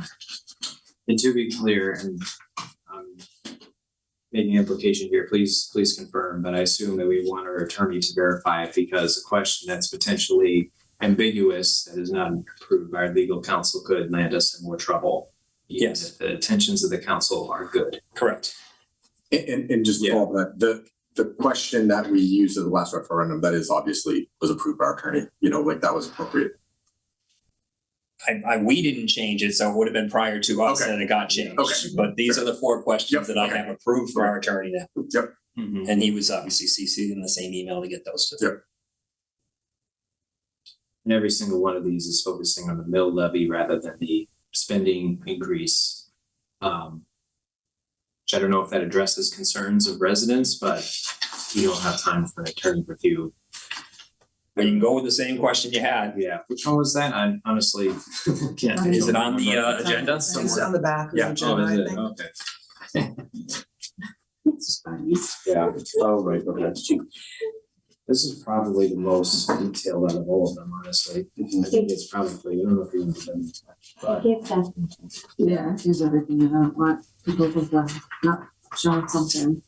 yeah, So I get what Brian's saying, it is, can be overly complicated and misunderstood too, I just, you know what I mean? Yeah. So it's a catch 22. I actually can't believe that there was an issue the last time. I mean, it really is like a first grade, What are you talking about, the question? Question We're 2. talking about, Yeah. we're just talking about, well, just in general, like In any general, yeah. questions. Mhm. I mean, I don't say it in a side way, but it's just like first grade reading comprehension level and people were confused. So I'm just really, I just don't know. It's yeah, people frequently get tripped up on the financials of it, but I don't know if there's a way to make it simpler than it is without removing important information. Yeah. Yeah. Yeah, I mean, I have no preference other than to get, as much information out as we can, right? Like, there's no Yeah. strategy behind what the question is. It's just, so it doesn't matter to me. I'm fine with what we've used, but Yeah. if there's an argument to be made that one of the other approved questions is better, but like Jacob said, it just looks like there's less information. Yeah. For the ones that were sent. Okay. I guess I'll entertain a motion to adopt a resolution. Keep it open-ended, but seeing if there's consensus. That's being read out. Just specify which one you're talking about. Oh, for the ballot question? Yeah, for the ballot question. I'll make a motion to go with our original ballot question, Okay. The one in the packet. the one in the packet, correct? Is there a second for that motion? Second. All right, any discussion? Hearing none, we'll do a roll call vote. Counselor Buckler, Aye. Counselor Noonan, Aye. Counselor Yudichak, Counselor Moran, Aye. Counselor Beatty. This is what, Correct. yes, I. Yeah, Counselor Shay. I'll abstain. Okay. Although I as well, so that resolution passes. And that brings us to the final item. Is there any objection to adjournment at 11:51 p.m.? Hearing none, we are adjourned. Thank you. Thank you.